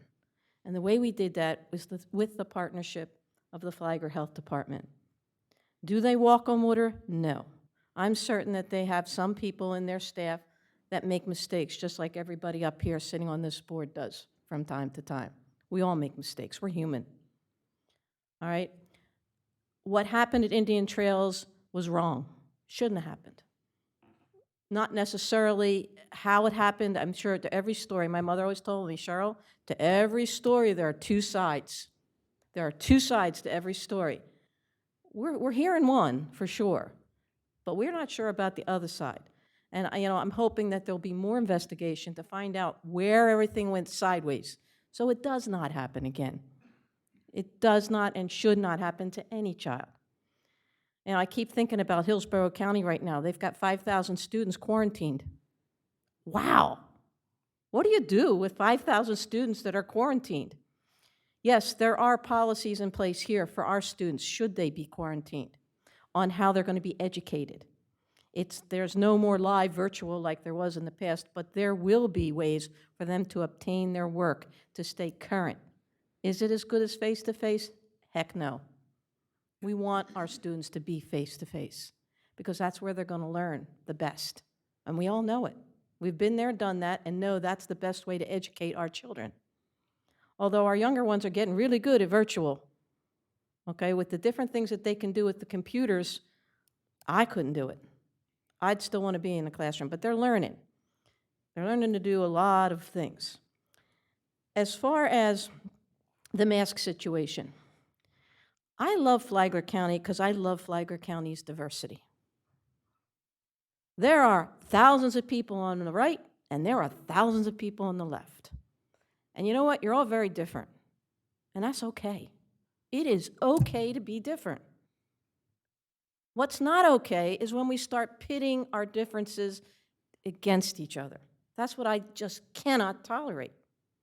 It eats at me when I see Flagler County people doing just because they believe this and they believe that. It's wrong, and it bothers me deep to the core. We are one community. We are Flagler strong, or we should be. All right? It's great. Please express your opinions. Do we need to be mean and angry, loud and obnoxious? No. But we can still get our points across. Certainly we can. Because we're a combined community. And it is our strength, our diversity. Because I don't think the right's right. Guess what? I don't think the left is right either. I think right is in the middle, to be honest with you. Correct is in the middle. Because we got to take both from both sides. And you can sit there and shake your head, Mr. Trump. Okay? Heavy on the mister. Mister? Heavy on the mister. Okay, heavy on Mr. Trump. But that's the truth. I do. Because I think that's where our strength comes from, and that's how we resolve our issues. So, you know, we got to where we needed to today. We made the decisions that need to be made. And there's a lot of people the people in here pretty much they like the decisions that were made. But it's not over. Not for any of us up here. Trust us. We're going to keep getting hammered. And that's okay. We can take it. Because we know with every decision that we make, 50% of the people are going to love you and 50% of the people are going to hate you. That's just the way it goes. But I'll tell you one thing's certain. Every person up here, and we're all very, very different, will always make the decisions they believe that is in the right interest of our children. And that is the most important thing. Our kids, because we want them to succeed. So, I mean, that's the bottom line. I know that we want to continue to better ourselves. Are we perfect? No. Can we get better? We're going to keep trying. As a group, we'll keep working together.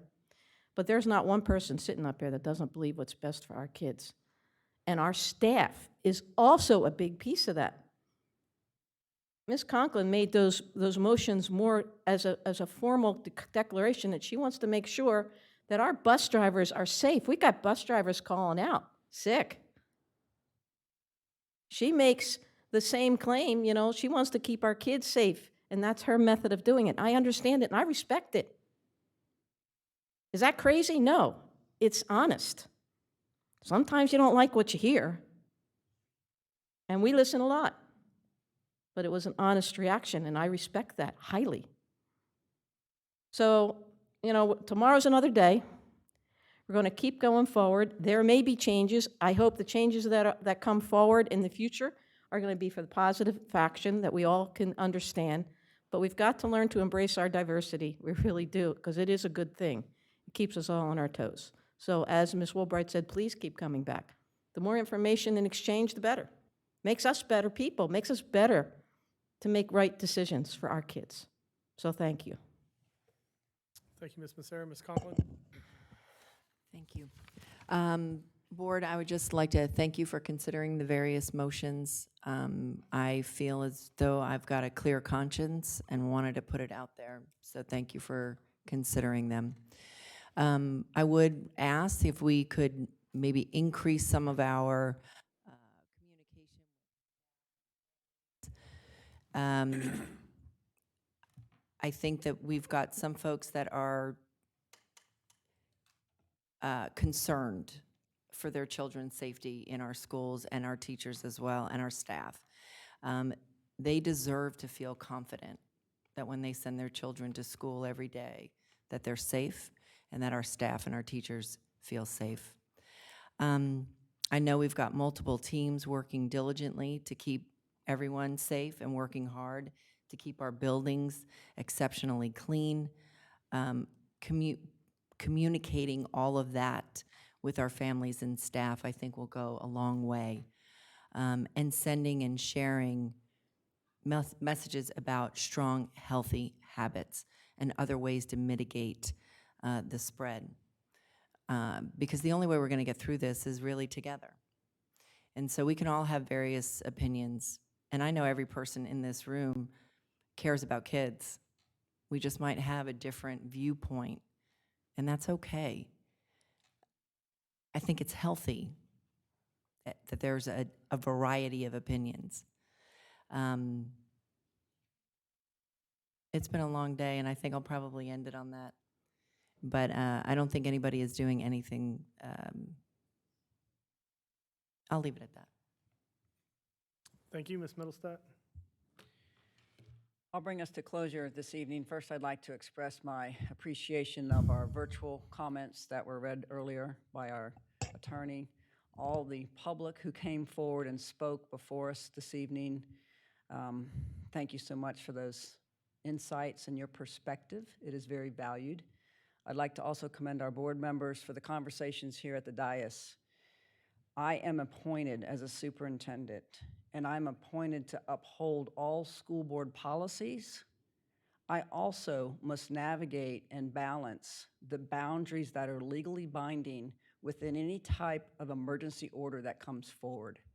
And our staff worked diligently the past couple of weeks working through the verbiage in all of those emergency rules and getting guidance by attorneys on to how our back to school plan will land in the lane that allows families to recognize their personal responsibilities and helping each and every one of us be safe. And that includes our employees. There is a choice right now in Flagler schools regarding a facial covering. And I went on record last week in my weekly attendant announcement that I do to empower people, if they choose that that's a comfortable way of helping others, to please do that. In listening tonight, it is evident, Chair and board members, I believe our communication has been faultied and I've fumbled at times. I apologize to the parents who received misinformation from school officials and perhaps our local Department of Health. We absolutely must do better. I never want to deny anyone an opportunity for their educational opportunity. In our Back to School guide, we address all of these factors on page 4. You're probably saying, Superintendent, why wasn't that ever shared with me? It's out on our website.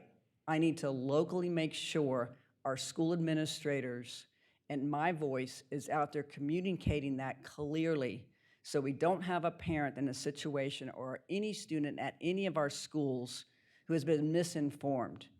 Today already, we had staff members having a conversation with our local Department of Health on how we work through the protocols for quarantining students and clarifying the language and whose mission is whose regarding the communication to our families and our employees who might be in close proximity to a positive case.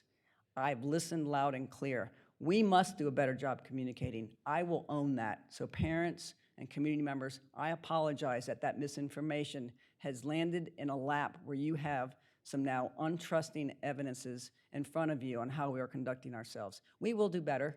Give us a chance. We absolutely will make those improvements.